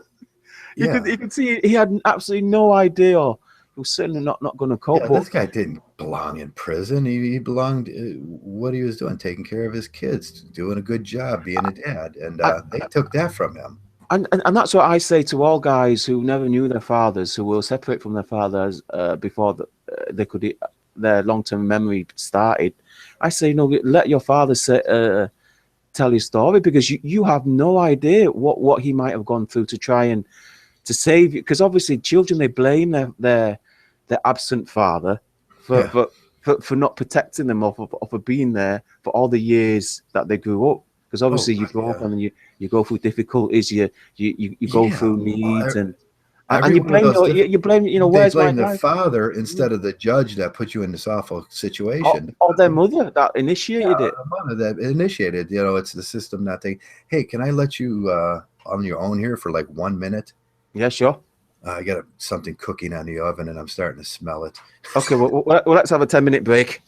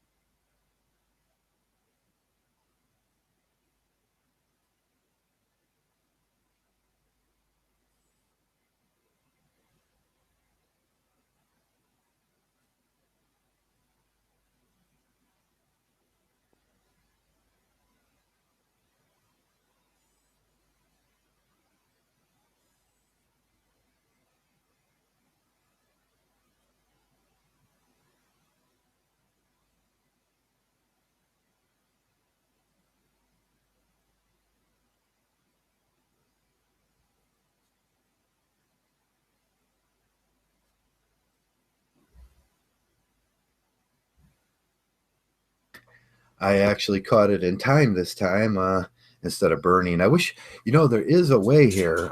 I was looking the other day that we can put commercials into this if we use the system, the other system. It's the go right on air system, but you got to do the embedding and you got to do a few things you can run a commercial halfway. You know who does that? Very well, and he probably won't tell me. The Amazing Atheist does that, where he'll put a commercial in, and then it gives the guys a second to maybe just get a drink of water, go to the bathroom, or you can't sit here for 4 hours without desiring a cup of water, or check something on the stove or something. So if we could figure out someday how to actually put those break commercials in, that would be great. Did you see that with Amazing Atheist? What? No. There's a way to put commercials in here so you can take a break. Oh, well, just leave a blank space. I mean, yeah. These guys hate blank spaces. Well, these guys need to subscribe and give donations and open up Patreons and get us going professional. You cheapskates. You cheapskates, yeah. I told somebody the other day. You want everything for free. Yeah, what do you expect? You're going to get free, but you're going to get free quality. That's what you're going to get. Yeah, getting a free quality. I told someone the other day and they didn't believe it. I've had my PayPal up for like 2 years. You know how many donations I've gotten? Not one. Look at that. He's had his PayPal up for 1 year, and not one of you is tight. Not a single. So I was like, I am so lame. I am so lame. What's going on out there? But but you'll give PewDiePie $1 million. They'll give PewDiePie $1 million. Hey, and PewDiePie is going to take and spend it on his house. I'll spend it on the guys around here, guys. That's right. Let's put the money where the mouth is. Yeah, but I don't want their money. I don't care. I said that totally right. I just put that up there one day on a whim and just forgot to take it down. As a matter of fact, because I never expected anybody to want. I was researching the term chivalry. Chivalry, yeah. It's got a really negative term these days, but if you Google search chivalry, you'll get a whole load of completely feminist trash, Oh, feminist rom-com trash. But if you search chivalry back into the 13th century, No, it had a negative connotation if back you then. if you research chivalry in the way of the samurai, if you research chivalry in, for example, the Arabian Nights and the Knights of Europe, it's got absolutely nothing to do with women whatsoever. In fact, It has a a lot neglect of duty. a lot of it's how they dealt with men. It's how men. It's how men treated with respect, with honor, with equality, You want to hear and justice. A great example of this is General Custer. We all know the story about General Custer and Little Bighorn. He lost the battle there but when you look at it, General Custer was a very chivalrous man, and Libby Custer had written Boots and Saddles. You all probably most kids in schools have probably read something from Boots and Saddles in their reading classes. But Boots and Saddles gives a lot of idea. It tells us if we read these things over and we start applying red pill logic to this, General Custer was marching his men around the state in the province at that time so he can meet up with Libby and have sex. What a scumbag. And that was, by the time it came to fighting that battle, these guys were exhausted. We're talking about 50-mile forced marches a day. And these guys were exhausted. They were and he lost that battle because he was a fucking simp white knight that wanted to get laid. And it sounds to me that he's got the reputation that he deserves. I mean, the more we hear about this General Custer, the more. Yeah. He was. But he was your prototypical white knight. He was that chivalrous guy. When you see you always see him standing there with the he was that guy. But back in the time, like you were saying, it was not looked at as a good thing, because what you're doing is you're throwing other men under the bus. Yeah, I mean, I would ask guys just to look it up. I mean, just the way that knights would treat each other, that samurai would treat each other, that the Arabian also, or what they would call the Mujahideen back then. Yeah. But how they would treat you, they would put I mean, I think in the army you've got a similar code of the brotherhood. That they would put each other above anything else, and there certainly wasn't women getting in between them. Oh, we used to sort guys back when I was in the army. Guys that were simping too much or missing their girlfriend too much showed a real weakness. So there was the guys who were set apart. They were already sorted out of the group that were going to get any kind of duty or anything, because you didn't want to be in any kind of situation with a guy that was simping, because he showed his character and he showed he was willing. When I say, I use the story often about, I went to the bar with my buddy once. We're having a perfectly good conversation. We're eating chicken wings and everything. And a girl walks by, and all of a sudden he's jumping up. Mid-sentence, he jumps up and leaves the table and doesn't show back up. I'm stuck with the bill, and I'm stuck conversationless. But that guy showed his fucking character that day. And it just so happened to be a business deal that never went down, because I seen that guy's character. I said, you would jump up out of a booth to a guy you were talking business with and go after a woman. He thought that I was gonna, and I often talk about paying for someone else's bitch. I'm paying for someone else's bitch, and that guy showed his character. It's not a good thing.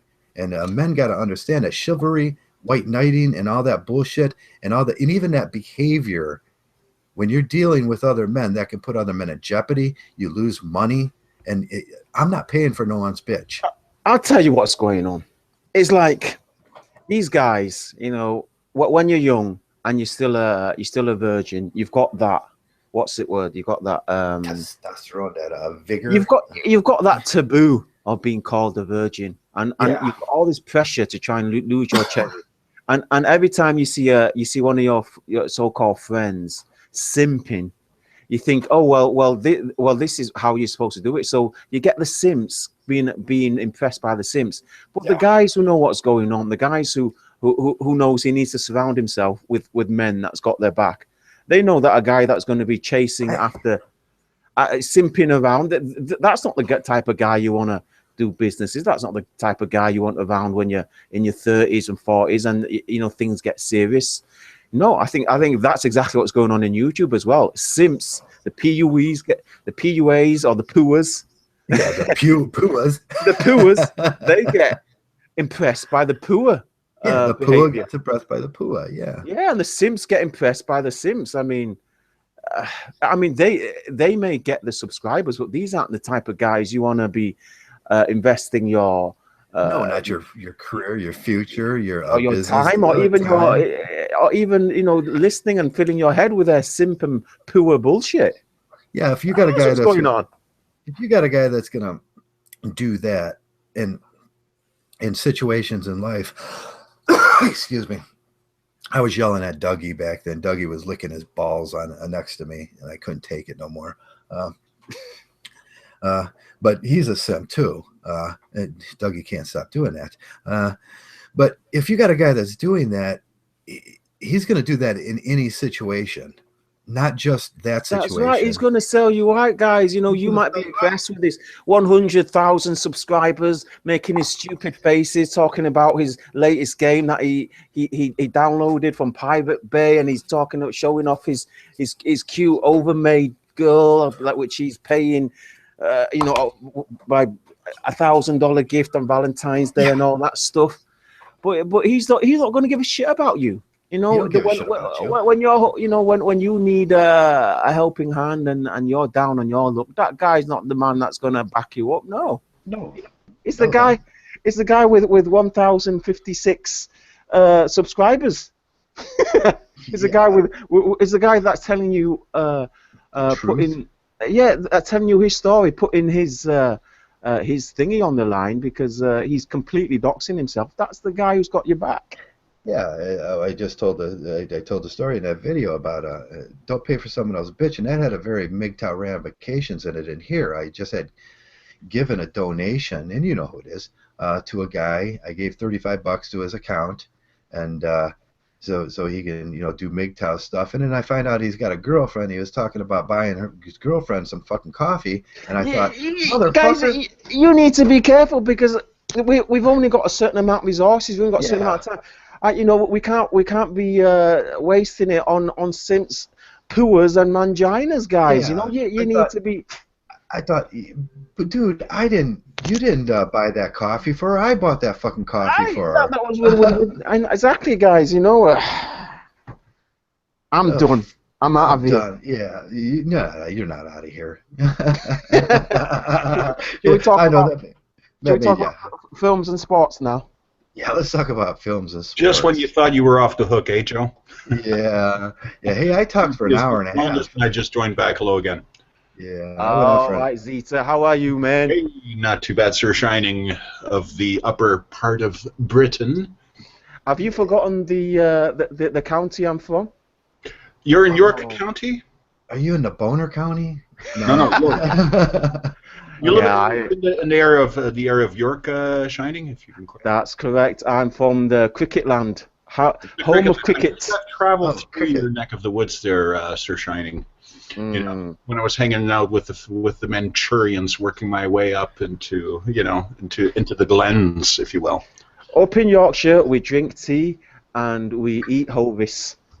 Yeah, what was the one that I put up that looks like a penis? Well, you're not talking about haggis. The shape of the land shape of the land mass of England. I'll let Shining take that one. I live in the second largest country in the world geographically. What do I know? Yeah. Well, what's going on with Canada? Are they still inviting people in to fill up the land? I think they've taken in some 35,000 refugees, but only women and children and fathers. They can't have single males. No. I don't know why.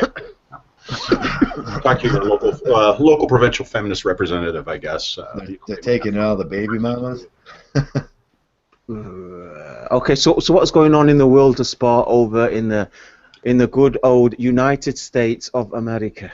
Johnny Manziel got fired from the Browns because of what I consider a false allegation. He lost his sporting career, and he was, scheduled to make millions of dollars and hundreds of millions of dollars actually. And his girlfriend got feisty and accused him of. But you know how much if she would have just played the game for a while and not been a bitch, she cost herself like millions and millions of dollars by jumping early on this thing. What's big in the USA is so you've got baseball. You've got American football. That's over. Yeah, that's over now. Okay, no more American football. I know in Canada they're quite big on ice hockey. Ice hockey, yeah. That's coming. Is the playoffs coming up on that? I don't think Zita watches it. He thinks it's too gynocentric. Ice hockey is gynocentric. Well, I mean, I have to keep up with the scores and everything, in order. But really, it's just for my job. But yeah, no, hockey. I'm more into the fights. I'm more into fighting. Real hockey is only good when there's a fight. A few decks, and then kiss and make up afterwards, and then go drink a couple of Molson Canadians. But no, if they're gonna pound it out, let them go at it UFC style. That's my take. Okay, what's going on are you guys following the UFC, or are you guys just pretending just to humor heartburn? I'm neither pretending or not. In all honesty, I haven't seen a fight in a couple of years, actually. It's worth watching. Conor McGregor was very exciting there for a while. Now he's lost. And I know. I don't understand the Diaz fan. I'm not a Diaz fan. You're not a Diaz fan. No, I don't see him. If he can keep the belt for one more fight, that would be amazing. Oh, Nate Diaz doesn't have the belt. Yeah. He hasn't got the belt. That was a one-off fight between Conor and Nate. I thought he had the belt. Yeah. Just so people, just to clarify, Conor's last fight with Nate Diaz was not a title fight. Sometimes in the UFC they'll have a one-off fight where they're ranking. Yeah, they're just ranking. No, it's for nothing. It's not for ranking. It's for nothing. They'll just have a fight just for the money. Okay, cool. So neither one of them gets moved up or down, and they'll just fight and they'll just get their money. But the fight between Conor and Rafael dos Anjos, which was the original fight, that was for the belt. But Rafael hurt his vagina apparently. Oh, hurt his vagina. He hurt his vagina, and Nate Diaz came in as a substitute for Rafael, and wonders of wonders, he beat Conor, and that was short time too. That happens. That's disastrous. For I seen this in boxing when boxing was big back. When you train for one fighter, right? And then all of a sudden you're not fighting that fighter, you're fighting a different fighter, but you spend all that time training for the fighter, and then you take it on short time, and then these guys lose and wonder why. You just have to do that. I mean, in all fairness, I think Conor was whipping him in the first round, and Conor, he got paid. Currently, he's paid for that fight because it keeps on going up as the. I don't know exactly how the system works, but as the money keeps coming in, they get a portion of it. And currently, he's got 1.1 million for losing that fight, and Nate Diaz has got 550,000 for winning that fight. Oh, cool. Yeah, that's a lot of money. Money. I'll fight anybody. I'll fight a feminist if they want, some big fat feminist. Yeah, well, there you go. $3 million. Everyone's a potential. Everyone's a potential MMA fighter. But what about? I think we're just joined by.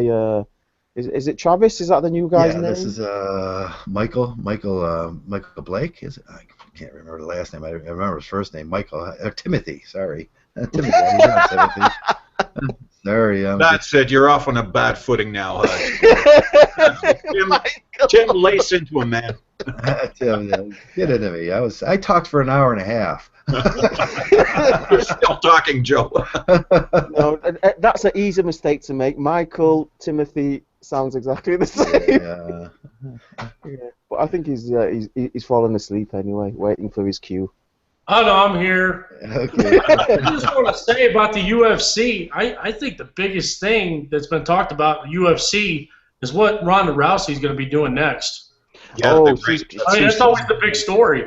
she's coming back, no doubt. I mean, she's spent her entire life working up to the career she's got now. She started fighting at 5 years old, doing judo, and she's yeah. I mean, she's a gold medal champion, and she'll be coming back. So Heartburn, hopefully we'll be hearing his little podcast on that. Well, she's mysteriously got better looking breasts now too, doesn't she? You know, I've noticed that some of these like UFC women they've started putting breast implants in, to look good on camera. Yeah, she's mysteriously got, and it showed out in the last Holly Holmes fight with the other girl. The other girl had huge breast, and she was able to choke her out. I mean, check out Misha Tate. Check out Misha Tate's earliest fight. Her tits were not that big. Yeah, She's got implants in. Why would you put implants in as a fighter? Yeah, It's totally vain. it's yeah, it may be a plus. I don't know. The way she choked out Holly Holmes is she had really big ones, and you figure it would just be like pushing her head up against a pillow. Yeah, that was very strange. But yeah, like Bernie said, upsets almost every other week in the UFC. What he didn't mention was Luke Rockhold beat Chris Weidman and he took the middleweight belt. Now you have to understand, Chris Weidman beat the best MMA fighter in the world, considered the best MMA fighter in the world. He beat Anderson Silva. Now Chris Weidman beating the best in the world, winning the belt, and then along comes Luke Rockhold, who's been there for decades. He's been like just in the background. He comes along and he beats Chris Weidman.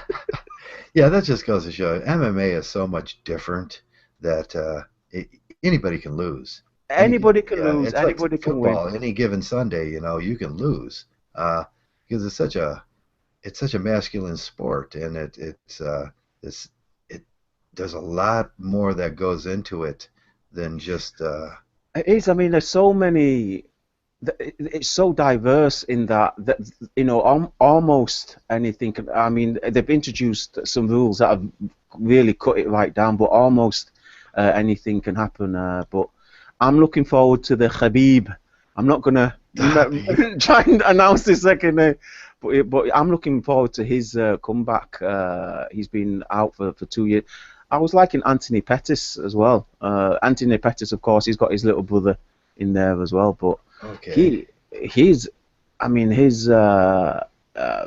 taekwondo was unbelievable, and then he got beat by Raphael, who is the person that Conor was supposed to fight. But yeah, I mean, I'm looking at the rankings now, and it just looks like anybody can beat anyone. I mean, Conor's lost, and the woman that beat Rousey just lost, and I mean, what do you guys think?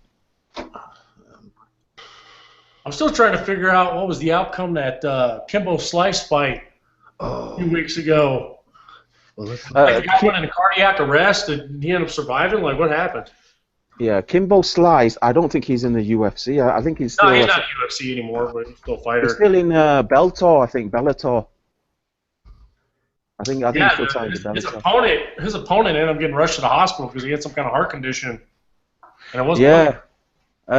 Kimbo Slice, of course, his rise to fame came through YouTube. He was one of those YouTube videos that was one of the first to go viral because he was like street fighting and he was kicking the shit out of this guy that didn't want to fight him. Now looking at the news, they said that fight 149 with Ken Shamrock failed the drug test. That's what the modern news that came up. Kimbo Slice both failed. They both Ken Shamrock and Kimbo Slice failed. That's why that fight didn't go off. But where's the last fight at? Those two are old. If you watch those fights, it's not going to be as good as fight as some of the new guys. And Kimbo scores exhausted. TKO. I missed Tank Abbott. Tank Abbott. You're going back on it. Tank Abbott. I forget how that. I thought Tank Abbott thoroughly dominated Kimbo, and I go back to look at what actually happened at the end because I don't think I watched the end, and it didn't turn out the way I thought it did. If any of you guys are followers of MMA, Japan I think still has a league called. No, it's China. China has their own league as well. It's called Road FC, and they've just signed up. I don't know if he's Korean or Japanese, but he's a fighter called Man Hong. He's that 7 foot guy, 7 foot tall guy. Cool. I was telling you about. See, Absolutely, that's what I want to see. That's what I want to see. The heavyweights. Google him. I'm sure his old fights are still there. He's absolutely huge. I think he's the biggest MMA fighter. But they've got these face-offs as a build-up to the fight. They've got his face-offs, and during the face-off, he was obviously he has to like pose to the cameras with this one guy, and they always pretend to have a little tussle. And check it out. I'll let you guys watch it on YouTube. I was just looking at the fight data. His name is Defar Harris that he almost killed. He said he almost died in the ring. Okay, let's have a look. Ban. Okay, Yeah, banned data. substances in the system per the results of pre-fight drug. Oh, they failed the drug test as well. Yeah, everybody's failing the drug test. Yeah. Gotta compete. Yeah, Chael Sonnen has been removed from the UFC because of he failed the drug test. That other guy as well, I think Vitor Belfort has also been removed because he failed the drug tests. He's a big one as well, Vitor. Can't honestly dope anymore. Jeez. No, the substances that are being banned are increasing. So they've got all these like hormone replacement and all these other types of drugs that these guys take, and more and more. Previously they were permitted, but now they're all getting banned now. So of course guys have to adjust, and if it's still in their system while they get tested, then obviously. Yeah. Now that new movie's coming out about the guy that won Tour de France how many times? Lance Armstrong, was it? I don't know what's that. Yeah, he about his doping and everything. There's a new movie coming out about that. I don't know if that came out or not, but he was doping quite a bit. But everybody was doping. It got caught or not. Well, what a lot of these athletes do is during their initial training, when they first start off, they will use a lot of these chemicals, and then obviously when they enter into their professional fights, they'll come off it. So they'll build their body up on the drug, and then they'll come off it while they compete. So I think unfortunately a lot of them do that. I heard that's how it works in athletics as well. Yeah, the HGHs and everything. And now I know. I just came off of the. I use it. Shit, I can use it. It doesn't matter for me. But I use the testosterone, and man, I just got huge. It's like, yeah, that stuff works great. The stuff they got out there now is just great. It works, But I know after I like shrank back down real quick. Yeah, because I don't know. I wouldn't know anything about that. Where's that? What's that name? Louis Marco. Where's Louis Marco when you need it? Yeah. I was on the aspartic acid and that stuff, and it works great. I was working out hard too at that time, but you shrink down real quick. So are you a fan of Rousey, Timothy Blade? Are the a Rousey night or the a Rousey detractor? I think we lost him for a minute or two. Oh no, I'm here. What were you saying? No, like I was trying to what the hell's this guy talking about? Oh yeah, I've never heard before. A Rousey night? Are you a Rouseyite?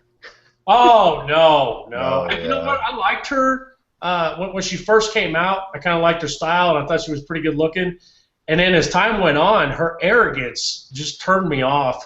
The last interview where I really stopped following her, they asked her, if she wasn't in the MMA or fighting, what would she want to do? And she's like, you know what? It doesn't really matter what I do because I'm good at everything. Like, oh my god! Well, you can't be liking Conor McGregor because a couple of weeks ago he called himself God. Yeah, I guess that came down a little bit. It's a long drop. It's a long drop from being God. I know, it's a huge drop, infinite drop. Big shoes to fill. Yeah, and then of course he lost.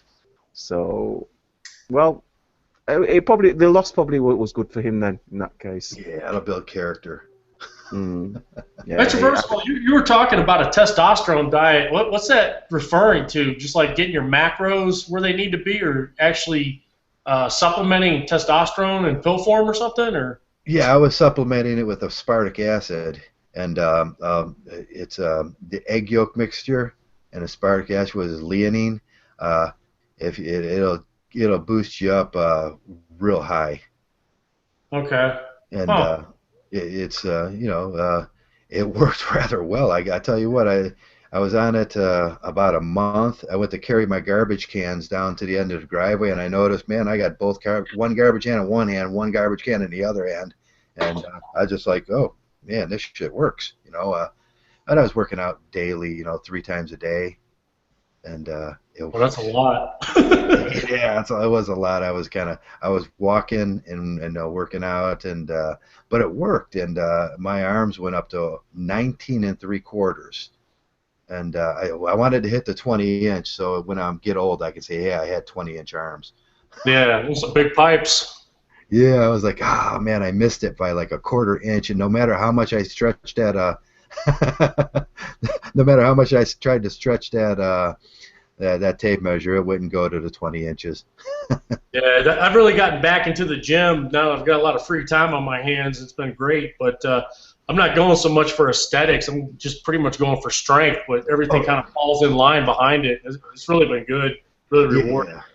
Oh yeah, I say, guys my age, the worst thing in the world that could happen to us is we, older men like me, is we lose our muscle tone and we lose our muscle. Then we end up being those skinny little old guys. Yeah. And it's like you're just setting yourself up for sickness and just all sorts of bad things come if you don't retain your muscle. So that's what I was trying to think of, doing ways to retain muscle as I'm aging. Yeah, well, what's going on with Arnold Schwarzenegger? Look at the state of him. He can never undress ever again. He can never. Oh God, the skin is just like laying on that body. It's just like if it moves, it probably just the whole skin just pulls to one section and back. It's like I mean, could you imagine him topless driving in his convertible, going at 70 miles per hour, all the skin flowing behind him it's just like a scarf. Yeah, that's got to be disgusting for his partner, whoever his partner is, to look at that. He's probably still with the maid. Was he with the maid still? Yeah. I don't know. That was a fling that went bad. Yeah, he got caught doing the maid. You never get caught doing the maid, guys. Never get caught doing the maid. Never get caught doing anything because you're going to pay. He paid for that too, didn't he? Well, that's what you get for being rich and famous. You start going corrupt and you start losing your Mgtow way. Yeah, he was simping. He just had to have some of that. He just had to stick his dick in it. He couldn't resist, could he? What? When she was walking around, did they show pictures of her? Was she walking around the house with a French maid outfit on or something like that? Yeah. But I wonder. It's pretty disgusting. But the one thing that you can't deny is how much the kid looks just like him. Does he? I haven't looked. Oh yeah, got the same teeth and everything. A gap. Does he have the same body? I don't know how to work hard for that body physique. It's not. It's not inherited, is it? I don't think it's inherited. You have to work out. You have to pay for those gains. Yeah, you gotta work for those. You gotta work for those. Hey, sometimes that's cheating too. Just because I had a great example of this in life. Patrick Schwarzenegger is his name, and then there's Joseph Biana. He's got 2 sons, I suppose, and then Christopher Schwarzenegger. So he's got 3 sons. What a man! He's got 3 sons, not a single What a one. man! Spreading that seed everywhere. Yeah, good going. I seen an example of this when I was growing up. It was a friend of mine, not really a friend. He was just an acquaintance, and he was a rather smallish kid in school. Started taking growth hormones, started working out every day, worked hard for 10 years at that. He never got taller, but he got really good build on him, and then he got the girl. But when him and that girl reproduced, and then that son of his was him, and there's no way to cheat genetics. That girl eventually divorced him. She looked at that kid like it was a horror, like it was a nightmare, because she was expecting this great kid to come out, and then finally it came out. Well, he was using growth hormones, and he was doing all this stuff that he should have never been that size. It was just a deception on his part. And women can do this too. They can deceive you by dieting, working out, wearing all that makeup, and then you figure out, oh, I just had a kid with this woman, and now the kid isn't what I think it is. It's a deception. So when you look at Arnold Schwarzenegger's children, are they going to get that natural physique? Was that physique natural, or did he cheat? And if he cheated, you're going to see it in those kids. Of course he cheated. Yeah, of course he cheated. He was probably bombing. He was probably taking 6 times the amount of. Of course he was. I think he said it in an interview. He was taking it on a daily. Baby, please, on a daily.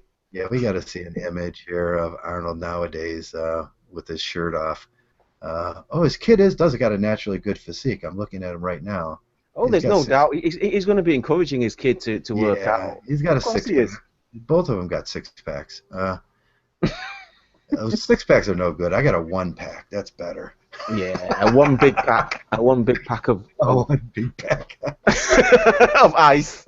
Yeah. Now, where are all those embarrassing Arnold Schwarzenegger pictures of him with the skin rolling off his body? Oh, you can save that for after breakfast. Yeah, after breakfast. Yeah, they took them all down. There's a couple of new guys in the room. Devin West. Devin West. Hello, Shout out to Devin West, the new guy. Producer. What was the guy? Producer. I think that says Produce Man 13. I wonder if that's Universal 13. Produce Man 13. Shout out to him. Produce Man 13. Yeah, we get a different crowd on the Throwdown at 4 o'clock. And really? I notice a lot of new guys come in and guys come in. Where do they come from? It's such a mystery. Oh, there's the picture. I got to show you guys this one. Let me put that up so we can see what your future is if you take too much steroids. Let me share this. Yeah, I've always been convinced, with as much time as I've spent in the gym over the years, that if you have anything outside of like a normal man's build, looking like, the Incredible Hulk or something, you've got to be doing something. You got to be cheating it doesn't add up, especially when you're pushing the same weight as the guy is next to you and you spend around the same amount of time in the gym. And he looks like a WWE wrestler. As you scratch your head, you're like, man, what am I doing wrong that he's doing right? That's right. It's not natural, it's inorganic. Yeah, now there's the Arnold. I wouldn't be too bad. I wouldn't be too unhappy if I looked like that at 70. But let me switch that pic here. I think we can spare the men from seeing that. You don't want to see that? He's sucking his belly in there. There's a much worse one. He's on the beach and he looks like a whale that's had its bones and it's all its muscles ripped out of his skin. There's one on his beach. There, he's not looking too bad. Yeah, there you go. There's Conan. Okay, guys. Wait a second. I've just had a look. A small clip of Ronnie Coleman walking into the gym not too long ago. He's a former Mr. Olympian. He's still big, but you should see how slow he was walking. He looked like he was an 80-year-old man. Was he just doing the old man walk? Yeah, he just broke. But, still strong as an ox for some reason. Yeah, they keep their... I don't know if it's hard to say what happens when you have to keep your muscle. That's what I was talking about earlier. You got to try as a male to keep some muscle mass for when you get older, or else you're going to be screwed when you get older. You're going to get the old man walk. Your back's going to be bent over. You're going to be like, oh. So, hey, with us, we don't have to, generally at our age, cheating is not really cheating. If you take a supplement here, a supplement there, and you retain that muscle mass, it makes you stronger, healthier. Hey, there's nothing wrong with that. I don't think there is. as long as you're not in a sporting event, you know. I've just looked at King of All Mgtow's channel art, and he's got a picture of Arnold Schwarzenegger on Has it. he? He's inspirational. Oh, who did he- Oh, he's a male role model, a positive. yeah. He's got the that's Conan, yeah. To destroy my enemies and see them lament Yeah, over. See the their females woman. lament. Yeah, that's what we all want. Oh. I think it was Bill Burr, the comedian, has a really good skit on Arnold Schwarzenegger talking about where he came from and all that he's achieved. And, you know, if he would have told anyone his dreams, you know, back when he was like 18 years old living in Austria, wherever he's from, people would have laughed at him like, yeah, I'm going to go to the United States and be like one of the biggest actors in Hollywood. Then I'm going to be a governor, California, get Mr. Olympia. You know, the guy's really accomplished a lot. Well, King of All Mgtow says that Arnold has at least 6 other illegitimate children. He's got a whole stable now. He's got a whole stable of them mini Schwarzeneggers. That's good. Yeah, you know, sold those oats, sold those royal oats. Those royal oats, yeah. Hey, you know what's a great? It's a really sad story, but it was great that he got out like Arnold Schwarzenegger did. Andre the Giant. Did you ever look at his story? I think he was in Princess Bride. Yeah, the guy in Princess, the wrestler, the American wrestler that wrestled Hulk Hogan, and Hulk Hogan, you know, slammed him at WrestleMania 1, I think it was. I'm not really sure. And but man, he was just in such poverty over there, and his life was really sad before I can't remember the guy that found him, Bobby the Brain Heenan. Brought him over and made him into a wrestler, but he had a sad story. And even at the end, he had a sad story. He just couldn't get over. He couldn't get used to the Western white lifestyle, you know, and having money, and then he kept getting taken by people. And he was pretty, you know, big guys are some guys, and we always say this: big guys are sometimes really just nice guys, you know, they're gullible.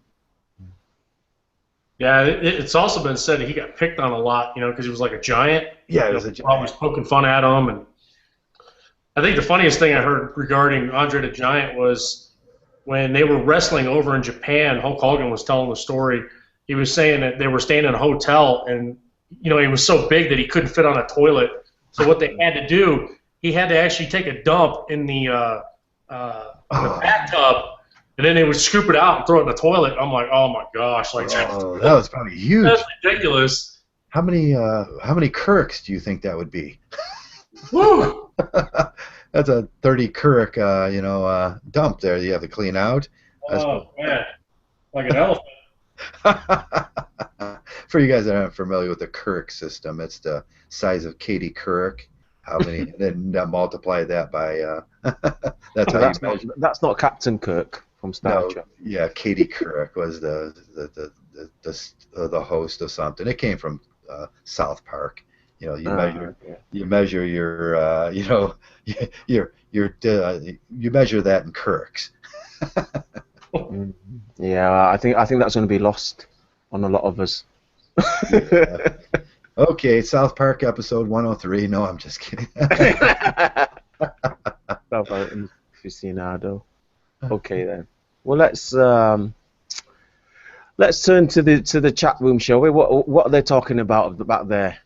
Oh, you never know. Oh. You never know. Them guys, they're probably backbiting us and slandering us and talking about us. That's cool. Mgtow Its. No, Adoroy's not been in today, has he? Adoroy? Yeah. Are you kidding? I think I've seen him for years. Oh, you haven't seen Adoroy around lately? I've not seen him for ages. I think he's jumped over to the PUA, keeping tabs on them. Keeping tabs on them, huh? Keeping tabs on them. Claiming and trolling them. Yeah, I can't.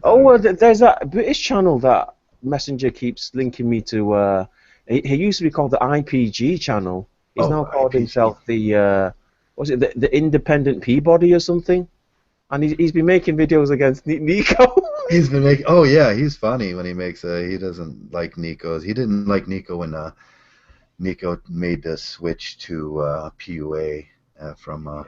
He talked a good game, you know. They all jumped on Stardust's army, and they said, "Okay, we're leaving Mgtow. We're going to join Stardust in his continuing mission."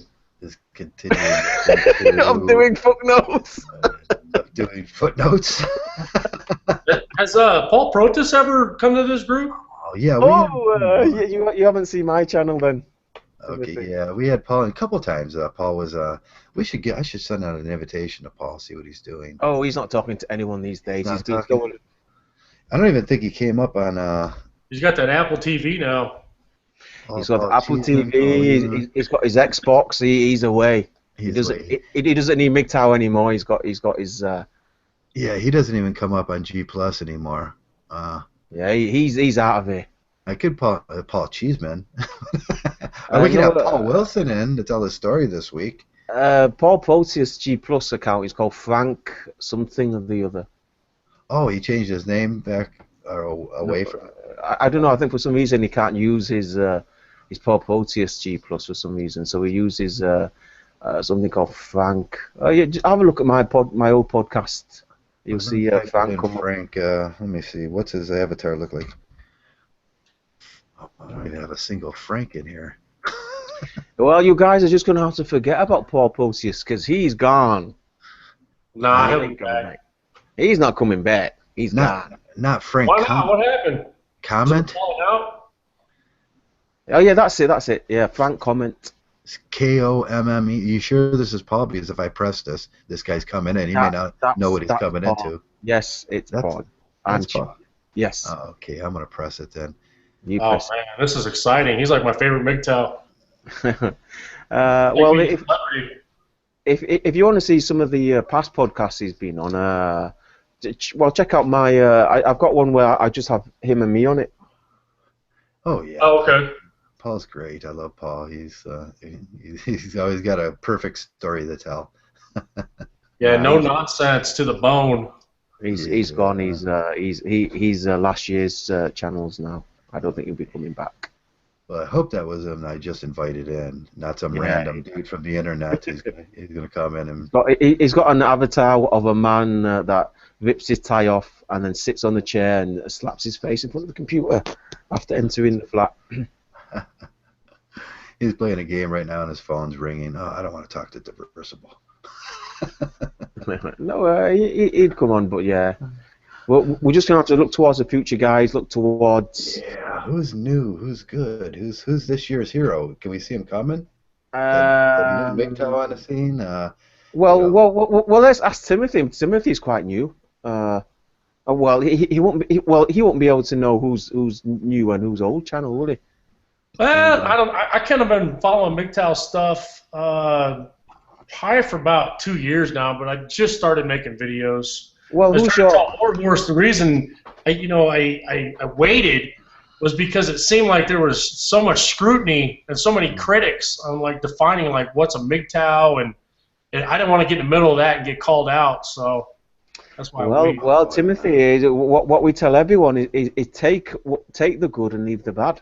Whatever's good, whatever benefits you and helps you along, take that, and all the negative stuff that you. Sounds like what women do. Just leave it, you know. Yeah, I think you at least got to be a level 2.5 to 3 to be a Mgtow. Ones and they're purple pillars and it's just my opinion, and who knows about that level system, Yeah, I don't even think you know about that level system. I think you're making it up still. We're just kind of jumped in it. What is a Mgtow? I don't know. Some people think it's just a guy, a bachelor that's going his own way, and the Mgtow thing. And that's what a skeptic said this week. He's a Mgtow. I was like, no, you're not a Mgtow. That's a Paul Elam line about a man going his own way. That's that's diametrically. That's opposed to men, plural, going there, a group. Men there, plural. It's all plural. We're a group going their own way. I'm a skeptic. And he's a Mgtow. He's a YouTube channel. He's got nothing to do with anything. He's a He's a YouTube PewDiePie. You know, he's got nothing to do with no one. He just talks about stuff that comes into his head. He talks about atheism, jokes, comedy. yeah. You know, Oh yeah, anything they that said can make fun they of. said he was a MGTOW. You know what they did? He said, "I'm a MGTOW because I got hurt by a girl once." Oh man, bless his heart. Bless his poor little heart. He got hurt by a Just girl once. just once, Yeah. and then he went and he started dating Shoe on Head there, wasn't he? Isn't that a real story?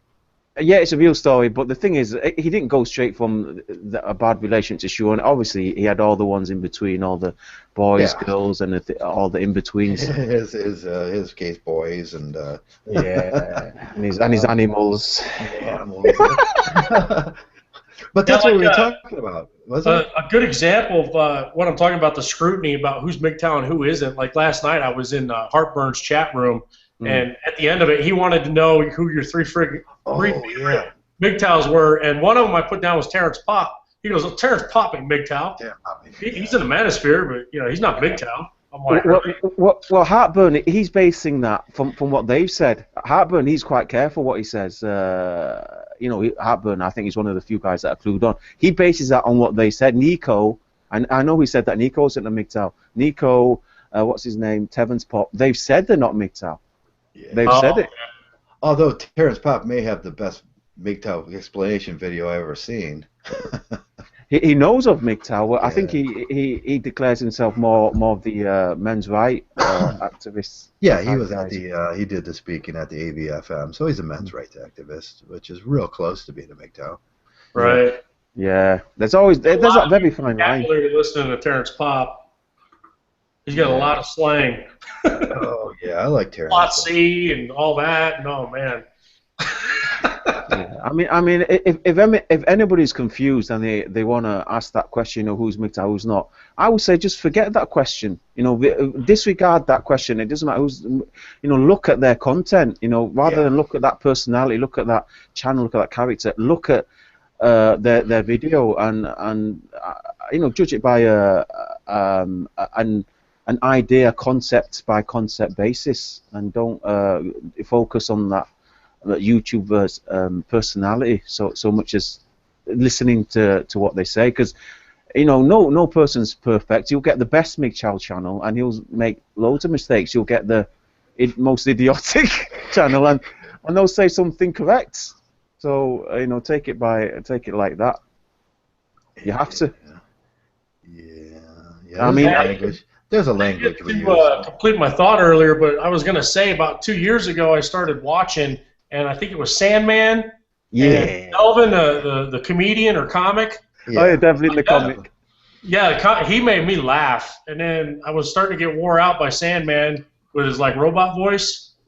And I kind of just, you know, stepped away from it for a little bit, and then I started getting on watching YouTube videos for father's right stuff and stuff like that, and I slowly got back into watching MGTOW videos, and you know, then I started getting into Turd Flinging Monkey and stuff and Paul Protus, so I kind of got hooked again. Oh, they're two good channels. Yeah, there's not many channels. I'm kind of pick. I guess. I mean, people would. I guess it'd be fair if people said I'm a bit too elitist. but I'm you got banned. I've got something like. In fact, it takes me a couple of minutes to go down the list. Just go down the list. But you know, you've got to be careful, guys. You know, you've got to be careful what you put in your head. You know, I mean, you know, psychology is a serious thing. I mean, if you're listening to something over and over again, no matter how much bullshit it is, eventually it starts imprinting in your head. I mean, that's how the media works. You know, they tell you lies enough times, or they convince you of something that's totally not true. And no matter how ridiculous it is, you start to think, well, I need to believe it. I mean, even if it's not true, because everybody else believes it, I need to act like I need to believe it. Some idiot was talking about that as well. He says, you know, even if something's not true, because everybody else believes it, you have to go along with it because that's belonging to society. I thought, what an idiot. He's actually quite a big channel as well. Yeah. Well, that perception is a big thing, man, because perception is reality. You know, it's that's what you think. That's what's actually happening in your world. Yeah. But you see, that this is something that we do with the MGTOW.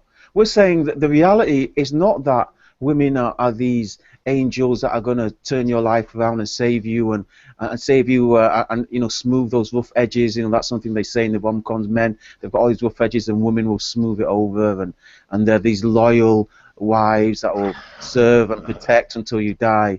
That's not reality, and unfortunately, this is the illusion that men are living. And you know, this is something that one of the main goals that we try to pass on in Mgtow. We're trying to wake people up from this gyno matrix that I've coined, by the way, in my last video. Gyno matrix. Coined my little terms there. That's my little contribution to you guys. You can use that if you like. Yeah, shiny trademark. Gyno matrix. Oh God, yeah. I gotta give speaking of a Mgtow, I gotta give a shout out to Kyle. And Kyle, please come back. I'll never have Steve back on the show. Kyle Horner. Oh, no, come back, Steve. Come back, Steve. Yeah, Steve left, and now Kyle won't come back now either. It's like now we need to do a separate podcast with Steve Hoka if that's the case. Yeah. Well, that sort of touched upon my my idea of what makes for a good Mgtow channel. And the thing is, you need longevity. You can't just be making 3 videos and then fucking off like, what's his name?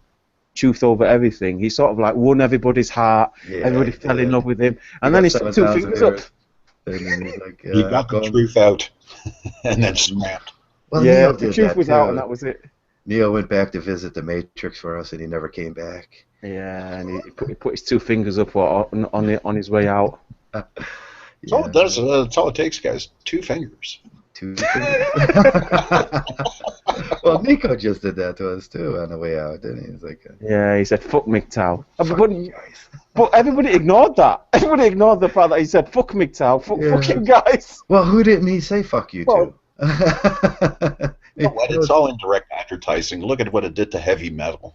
You know? Yeah, he liked to say. That's what's going on here. Yeah, he liked it. Hello, Psychological Cynic. Yeah, the Cynic is in. He's got a good video out, good rebuttal to what's going on. What was it? The movement is dying. Oh. Hello, Cynic. Welcome back. Yeah, the movement is taking a turn. Why don't we talk about that for a little bit? Yeah, I posted it in G Plus there. The Mgtow. Or had a look at it, and a couple other guys. The Mgtow, is that today that came out? I didn't look at my. I think it was today. Yeah, he released it today. You can confirm that in chat. Yeah, I can go look at that later. And but the Mgtow has taken a funny turn, and it's kind of turning back now, and it's you know. Well, we need the new channel to come forward. I mean, the new channels, yeah. You see, I don't want to make the same mistake as, I think this is why I'm gonna do a trav here. I'm gonna go conspiracy on you guys, and I think this is why Barbarossa and Spetsnaz left. They saw that, because you don't know when your material has turned thin, when your content is beginning to suffer. You don't know. And if you're someone like Stardust, you're not going to listen to people that say, "Oh, look, your material is badly researched," or "You're wrong on this."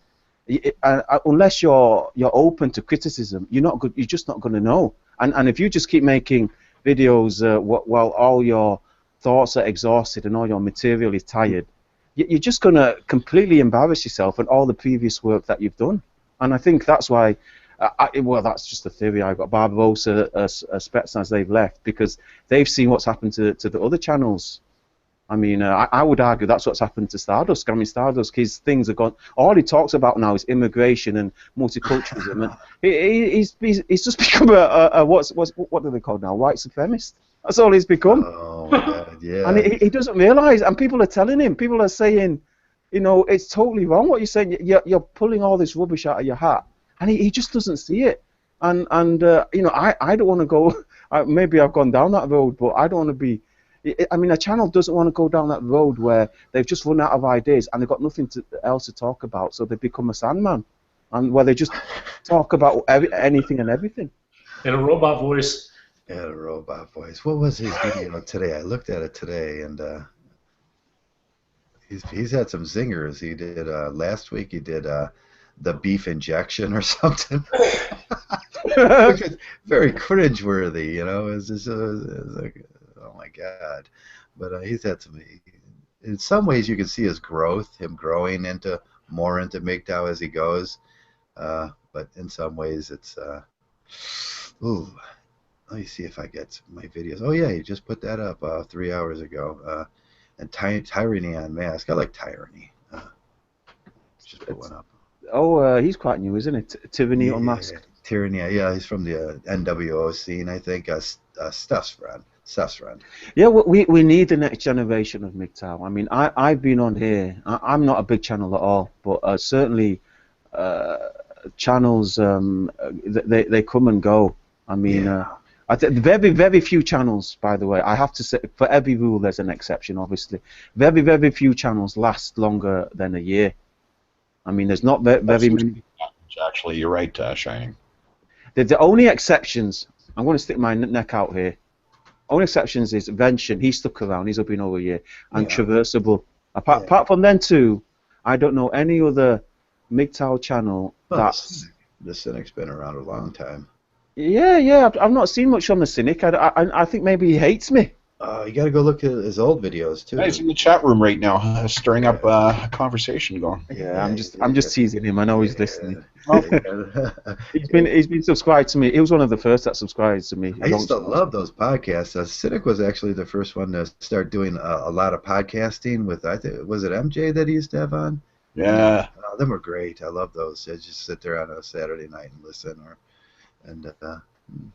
Oh, I see. Yeah, he's made a reply to Computing Forever, who obviously sold out, which wasn't difficult. Was out? Yeah, it wasn't difficult, was it? I was telling you guys that this guy's a fake. Computing Forever. I mean, look at him. He started off with his little hot hobby videos, and then he jumped onto the anti-feminist, and then he jumped onto the atheism, Mgtow's angle, and now he's jumped off, and he wants to jump onto the entertainment. YouTube now. Okay, he did a Sargon of Akkad. He did a Sargon. Yeah, he did a Sargon where he wants to encompass everybody. He wants to please everyone because that's so possible. If you walk the line, fine enough, you can please everyone and get all those subscribers.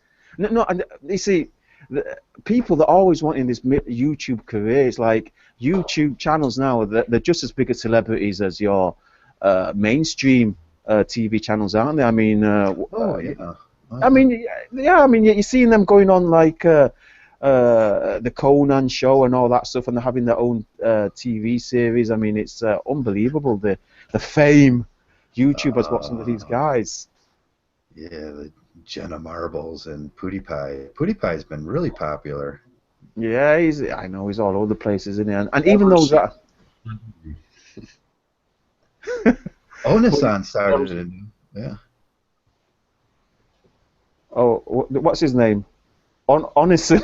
Onisan, yeah. I think he started a new channel lately, and he's automatically got like 1 million viewers. Yeah. I mean, it's a career for some of these guys. YouTube's a career, and obviously they're not going to be... they're not going to hold on to that integrity. I mean, the dollars are rolling in. Fame is rolling in. It's hard to believe considering how YouTube started, but yeah, these guys they all want to imitate the success of these YouTube celebrities. Oh, did you watch that PewDiePie what was it? YouTube High School, and he's telling you how to become a big YouTube star. And it's probably got 1 million views. Oh, it's hilarious. He makes a wall of cocks, and he says you got to climb the wall of cocks. And, shit! See, we would get kicked off of YouTube for that. But it was like they would ban our channels like right away. But he had the wall of cocks up there, and and then he had a suicide at the end. It's troubling because this is an indication of the culture we live in. If this is what the general population wants to see, obviously it's worrying. It's like this is like just total mental trash. We always knew, this MTV generation. We always knew that things were going to get more and more messed up. But when PewDiePie and you know, all the cringe. I'm gonna use shoe on head terminology. All the cringe stuff that's coming out, and this is what people want to watch. You really have to, you know, you have to understand that you're not going to get those numbers if you're going to have a honest, integral channel here. You know, you've either got to sell out, you've got to sell your soul to the devil, so to speak, or you've got to do things that you're true to. Yeah, no, Onyasan was a great example of a guy that could have been a Mgtow. I don't know about that. He got like his girl. Well, that girl that he brought in, he married her, and then she took half the profits from the channel. And Yeah, I mean, what's going on with that now? You've got YouTube romances going on now. Yeah, that's what with what's his name, Shoe on Head and Shoe on Head and we were talking about this, about how many YouTube romances there are. Yeah, and you see them jumping onto the Mgtow bandwagon. Yeah, I know you guys out there, psychological cynic. I know you've had a few female advances. I know Heartburn has. I'm certain Sandman has. I know Barbarossa, Spetsnaz, Stardusk. This is a real possibility that when you get the size, well, in Barbarossa, you know, you get the size of Barbarossa, and you got all these girls coming around, and a lot of these girls, they say, oh, well, it's just a girl over the internet. But no, it could be, there's a lot of girls in your neighborhood that are watching now, too. And, that's right. And it's the ultimate purple pill antenna out there, man. It's a risk for Mgtow. Really good content, you know. I mean, you'll get about 90% men watching your channel, but, man, out of those 10, there are a couple of fillies there waiting for you. Yeah, you get a couple of sexy pictures, you know, sent to you, and all of a sudden you're like, hey, where you at? And you go, in Barbarossa's case, it might have, hey, I'm in New York. Hey, I'm in New York too, you know. Let's hook up. Like, bada bing, bada boom, and that's it. And you seen that? That's the Steve Hoka little girl. Oh yeah, why didn't you? I wish somebody had. That would have been so wonderful to troll Steve with that. Because he spent his entire time talking about how he'll never get a woman, and along comes this woman and says, "Oh, I'm your Steve. Take me." Take it. She was a sweet little girl too. She was like, everything he probably ever dreamed about in life. Unless it was his cousin and she was a prop. Who else got a video made about them? Who else had a girl asking them for it? I know Heartburn. I know Heartburn did because I watched that one. It was she was quite cute as well. I've told her Heartburn this, but yeah, she was quite cute. Well, you had your fan, but she hated you. Pardon? You had your fan, but she hated you. Yeah, she hated me. Yeah, she was quite old and flabby. Well, I've got her video on my channel to say for my. She disappeared too fast. It was like we didn't draw the entertainment out of that. She tried to get me in trouble. Ended up backfiring, and she ended up taking all her Mgtow videos down. You know, we had Brianna. What was her name? And her girlfriend. Who? Brianna. I don't know. The only Brianna I know is from Game of Thrones. Oh, okay. No, she wasn't a Game of Thrones. She was some girl from New Jersey with an accent that tried to dog Mgtow and to shame Mgtow into subservience. Who was that? Who was that woman that Zeta picked up on, and Zeta made a video on her? What? I picked up a woman? Oh, in the bar. The one you were at the on his video. Look at his video. Who's that? Sorry. You made that. I don't know if she's drunk. Oh, yeah. I made that video of what's her name? I forgot her name. Jeez, it's been a couple of weeks. Yeah, but it was a cut-up video. Yeah. Was her name Kelly or something? Kelly. Yeah, I'll have to look it up. Wow. I think it was. Yeah, I think her name's Kelly. I'll check it out. Yeah. So have you got I've never had a woman hit on me, you know, in here. It's like. I bet Messenger has, hasn't he? I bet he's. I'll bet you Messenger's got like. I bet Messenger's got his little groupie. Yeah. Well, Messenger, you know, that's what you get for not coming onto the podcast and defending yourself. We're gonna draw little boobs and little penises on you when you're not here. if you go away too long, you get a dick drawn on your face. That's what you get. On the couch when the guys are drunk, we're just gonna grab that permanent magic marker and draw something on your face. I'm gonna draw big circles on your eyes.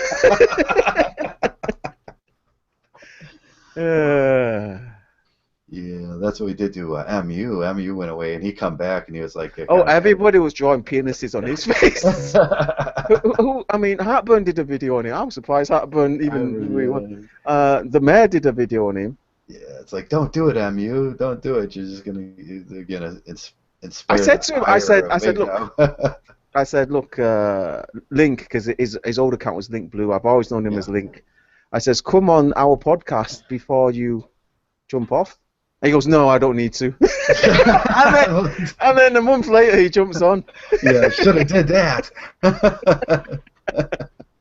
Yeah, I think, I mean, I do like Link. Who did we let get away too lightly? I think Neo got away lightly. Neo, he I know what a screwball he was. I mean, he got away. Now he's back with his girlfriend, and he's in the Matrix reporting back. Everything's fine.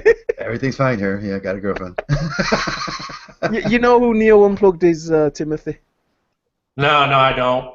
But you guys got me wondering something. I'm trying to figure out what kind of women would be trolling around Mgtow videos, themed videos, looking to like hook up with a guy. Is this like a woman looking for a challenge, or I don't get it? It's a question we ask ourselves. It's a question no, it's easy. It's the YouTube money. She sees the YouTube. He got some of that YouTube money. Oh, okay. He figured out. You got to be pretty smart if you figured out how to get some YouTube money. Wow. That's what my son always says. Oh, look what's happened. Men's Knowledge has just drawn a couple of boobs and a penis on the chat room. 2 boobs, D8, laugh out loud, yeah. D8. 8 cups, D, double D, 8 cups. Oh, are you looking at this through your phone? What's going on? Me? Yes, you. No, that's on my PC. I gotta.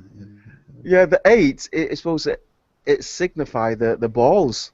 Oh, and then the equals, that's the shaft. If I look at it, if I look at it sideways.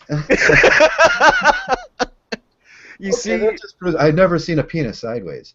You see, Men's Knowledge, that was just wasted.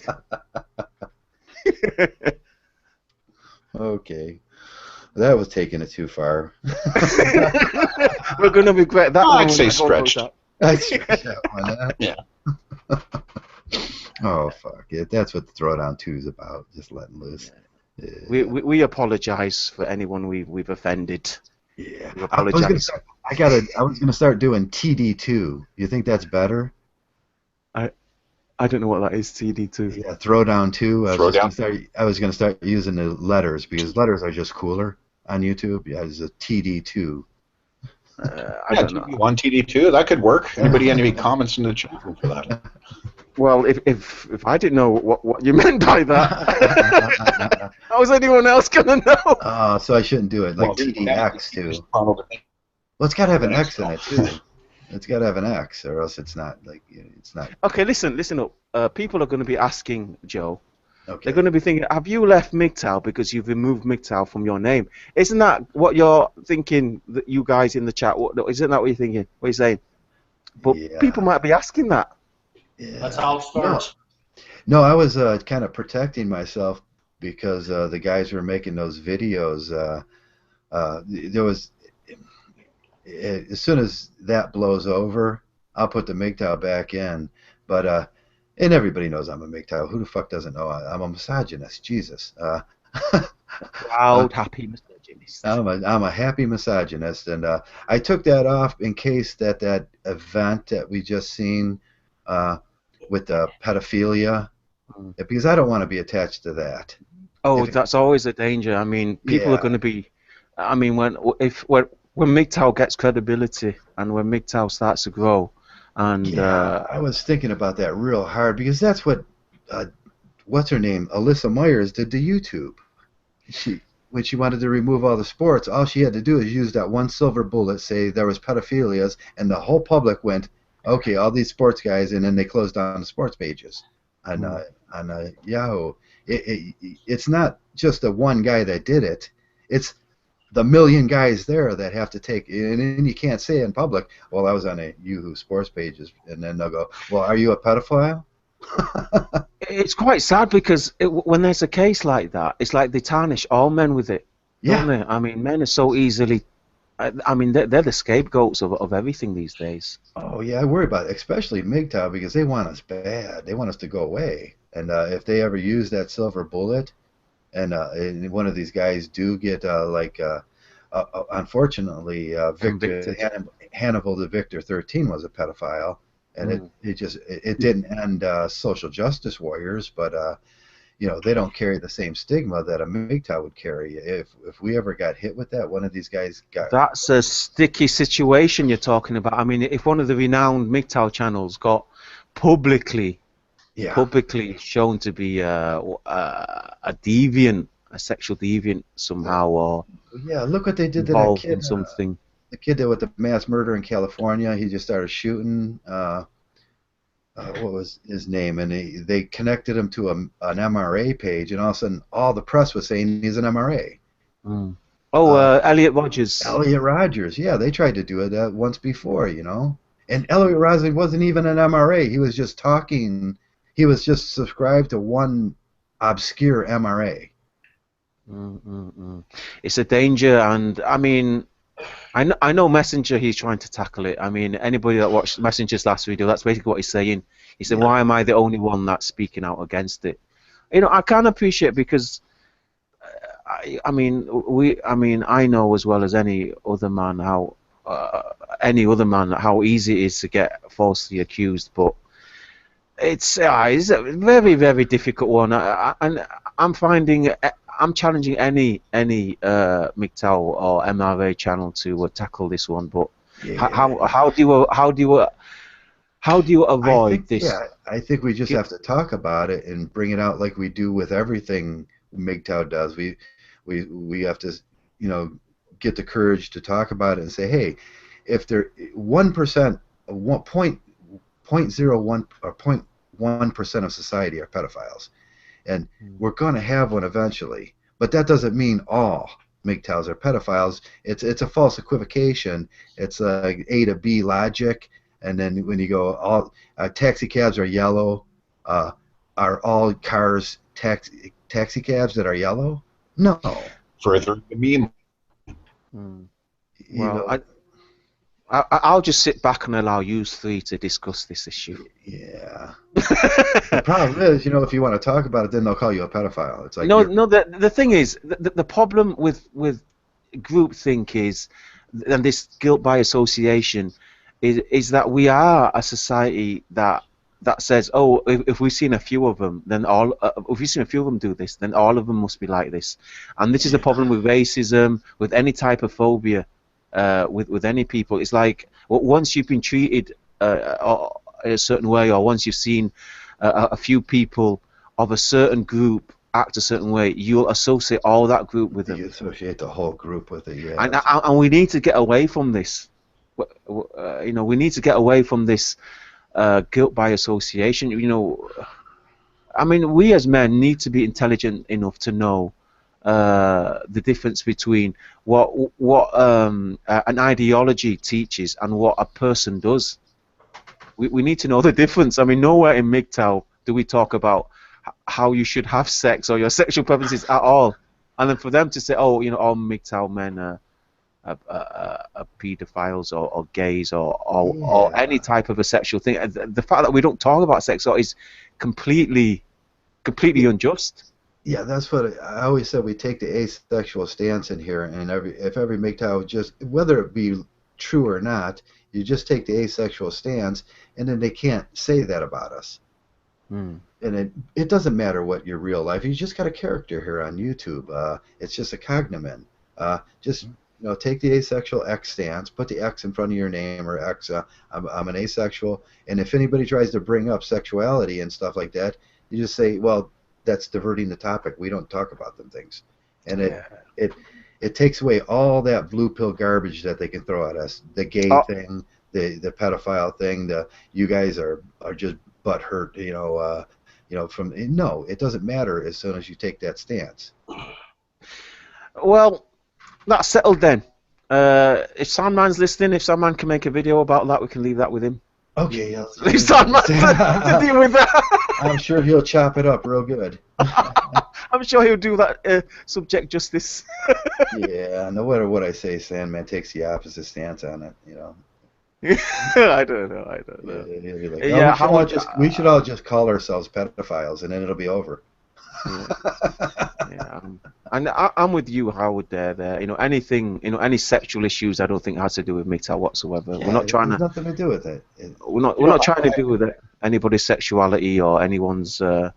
I mean, you guys need to sort that out yourself, basically. You know what? I say leave it all alone. You know what? Because I don't think a decentralized bunch like us are not going to have that much power to change things other than ourselves, and that's what's catching. So you know what? If I've said it before, we're a full spectrum, ranging from pedos and idiots that can fuck up a cup of coffee to fucking borderline geniuses. Okay, we've got it all here, and you know what? It's gonna happen. I mean, this whole thing has happened organically, right? You know, we're just throwing in our 2 cents worth every Sunday. That's just my take. Well said, Zeta. And with that, we'll close down, and we'll see all you guys next week. I'll shut myself up. Just trying to find a slot to throw in my 2 cents, you know. No, it was well said. Oh, hey, Samantha sent me a love letter. Wigtow, Samantha, the only Wigtow. Wigtow Samantha. Yeah, she says, I'm feeling a bit overwhelmed with all the attention in the last week. She made 50 seconds worth of video. And she got more views than everyone on the producer out there, is she not? She is the only Wigtow producer. Yeah, she's the only one, and got 15 seconds worth of video. Just, fuck, that's amazing, man. Yeah, she could be really. If she put a coherent video together that was even remotely okay. She's a pretty young girl. She's a Wigtow. She would capture an audience probably 20, 30,000 in no time. And that's just a. Oh, yeah, well, that's just it. Exactly. She'll get 20K in a matter of 1 week. Yeah. Watch. And all the simps would just go over there and love her, and she can do it and be the only Wigtow out there. But let me see what this is. Things can get Lisa Emerald of I think she's a little sensitive. She says things can get easy out of control. I may just stop posting vids for a while. Not sure. I think I have the emotional hardness. That's funny. Or whatever to cope with the negativity. No, I think she should just make the Wigtow video. Just tell her what a Wigtow is, and then she can be. Right now, she's in a perfect place to be the only Wigtow. You know who else could be Wigtow? Remember Femitheist Divine? Oh yeah. Remember her a couple of years back? Well, apparently she's come around. Remember she got doxxed by John the Other about 2 years ago, and now apparently she's in tight with the boys over at AVFM. Right? AVFM. Anyways, I don't want to spend rumors, but yeah. So what do you guys want me to write to Samantha? Now turned into Wigtow. What do you guys want me to write? What'd you say, Joe? Sorry? Just what should I write to Samantha? Give her some positive feedback. We want to see Wigtow comment. Well, yeah. Any woman that's interested in that type of thing. I mean, I would. There was another one called Grace Gothic. She came along and she was sort of supporting Mgtow, and I just told her what I tell all the women that are interested in men's issues. I said, go join the Honey Badgers. Go listen to them. They've already talked it over. Go and join Diana Davidson or go. What's her name? I always forget her name. Cavan Strogan. We're gonna have to ask for a cut from the Honey Badgers. I mean, we're throwing them all the Wigtows, right? What's going on with the Honey Badgers? It's like they're completely not talking about anything relevant or serious or anything that's going on whatsoever. No, what's going on there? They've got the gamer issues on, and it's all MRA issues, right? That's going down. I know, but they're not even talking about. Oh. But they're not touching Mgtow. I haven't heard anything Mgtow being touched in that sector. it's just what I the got. last few podcasts I've been listening to them. It's just they're just, I don't know, they're not talking about anything. They're not talking about anything. But you can listen to It's 2 just hours a of bitch it. fest at fucking Starbucks. You know, it's like a It's round like table, you know, coffee talk with the gals kind of shit, right? yeah. You know? That's what I mean. I mean, what happened? I mean, there were. I don't know. I'll leave them guys alone anyway. Them guys can have their little coffee table space. Okay. So what's going on in the chat? What's their opinion on the Well, issue? I've been corrected by Men's Knowledge 101. Femtheist is a crazy sarcasm feminazi that spouts the cutting up of men. And yes, I agree. I remember her quite well, Knowledge 101. And when she got doxxed and everything. But like I said, apparently she's coming around and nay-walting for a Mgtow position from what I gather here. Well, I think a lot of people are looking forward to your monks video podcast coming up. Zita. Oh, the Monk's Code discussion? Yeah, I had it about 2 weeks ago. I'm just, you know, I'm just, you know, trying to come up with a topic of discussion. It's really tough, and I think it's, you know, it's a more specified group, I guess. You know, you guys development and all that stuff. Yeah. So we'll see kind of responsible. See if we can make that happen. I mean, Howard Dare. I mean, your last comments about how Mgtow should be. I don't think you'll find this amongst the monks.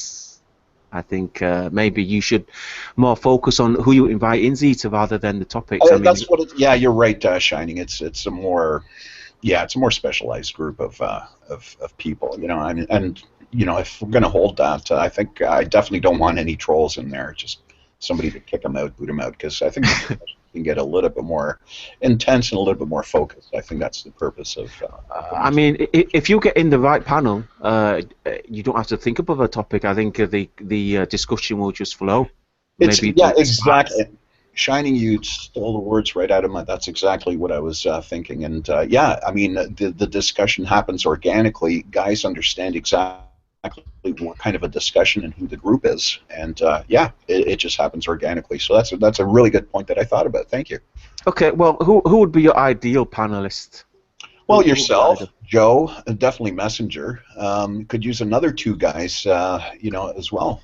You know, I'd like to get Dr. Leonard in on that. What about Warhouse? He's been. Warhorse is always, of course. Warhorse is a staple in our group, right? So he comes and goes when he pleases, and I like that quality about Warhorse. I say change nothing with the man and let him show up at his own, you know, on his own free will. How about bringing Invention out of the woodwork for this one? Not sure if Invention is into this, but you know, we can put the word out, and if he's listening in, by all means, you know. Yeah, we'd like to get some new blood in here and some old blood too. You know, see where they're at these days. You know, I'm looking at Men's Knowledge 101. Bud, why don't you join us sometime if you can? I think you know, I remember 101 from about 2-3 years ago. Man, you had some really good content going on. So you know, we're open to all. We were talking about this, Joe, earlier, right? Yeah. You guys coming in and hopefully get some old blood. We definitely got to get Paul Proteus if he ever comes back. We're talking to you, Paul. Yeah, Paul. I sent him out an invitation, but he's probably listening and playing a video game, and he'll be around.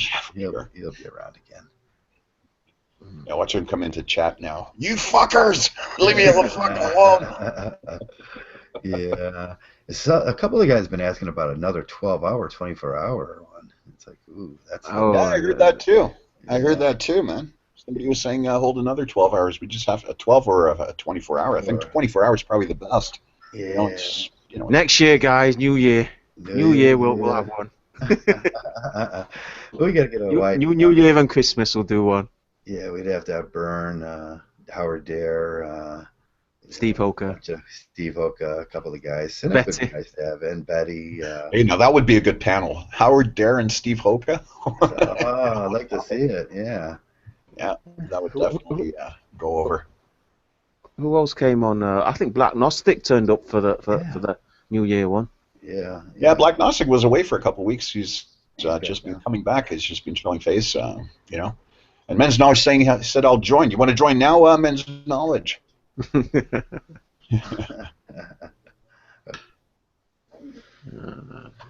Yeah, well, Well, I've done. I was just going to say I've done enough damage here, so I'm going to log out and fly away. I'm going to, as Veritech A said, just as Timothy happened to Timothy, I'm going to be beamed up to the mothership. Okay. Sounds good. You take care.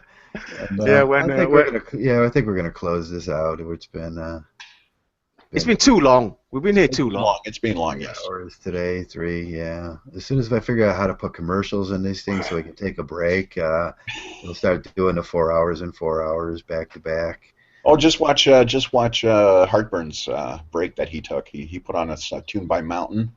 Yeah. And that was the fastest piss that I've seen anybody. Yeah, I'd like to put the commercials in and give everybody short breaks in between so you can run and do something, but it gets hard. It gets. Well, let's just do our customer shout out before we sign off. Okay. Yeah, good Go call. ahead, get it. Yeah, of course. Shout out to Howard there. Shout out Cyber Samurai just sneaked in there. Shout out to Cyborg, one of our regulars now, called Dr. Lino. Obviously, Veritech Ace, hilarious commenter. Always happy to see it. Why does that guy never turn up for my podcast? How come he's only ever on yours? And obviously, Psychological Cynic turned up. You shining. You've got some really good discussions going on, some focused discussions, and very well with one-on-ones. Anybody in the chat room care to comment on that? That's what I think, Shining. I appreciate that, Zita. That's very kind of you to say. And no, it's focus. You've got a good flow of things. I mean, it's your moderation skills, you bastard. Shout out to King of all Mgtow. He joined us for the first part.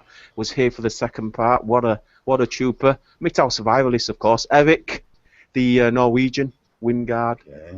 Always happy to see Eric. Well, obviously one of the regulars. I don't know what's happened to HD Failure. He's not turned up. Where is HD? Yeah. I don't know. Maybe he hates us now. A new guy as well. Another new guy. Always happy to give shouts to new guy. Hedy Lukill. Hedy Lukill. He hates Steve. He hates Steve. Robert Jones. You see him pop up now and again. Yeah. Robert Jones turned up. So a big shout out and greetings to Robert Jones, and obviously to all the panel, Timothy, Zita, and obviously to the man we love and we surely cherish for doing all these throwdowns. Traversable. I know he doesn't get as much recognition and appreciation, but I think I certainly I certainly feel safe in speaking for everybody. On behalf of everybody, that we really appreciate Joe for keeping up these. I mean, come on, Joe. He'll sit there by himself and he'll wait for guys to come on, just for you guys. Are you listening? In the chat room there. Joe does these podcasts, and we have to give a big shout out. And I think if everyone was plugged in, we'd give him a round of applause. But there's only the 3 of us in it. Yeah, we can actually do that. Yeah, there we go. Okay, headwear. I never used a headwear. I wish. Props. Yeah, and while we're waiting for that. No, it's not working. Okay, so have I missed anybody? I think. There you go. That's to you, Joe. Even though you pressed the button yourself. I pressed the button myself. Yeah, I've never used all of these things.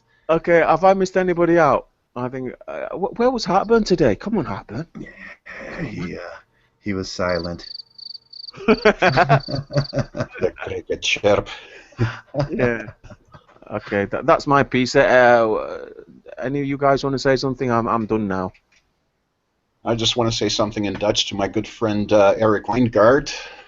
And here it goes, so sorry, pardon me. Voor al mijn Nederlandse vrienden, tot ziens en tot kijk. Okay, that's it. Sorry, guys. Okay. Thank you. Whatever.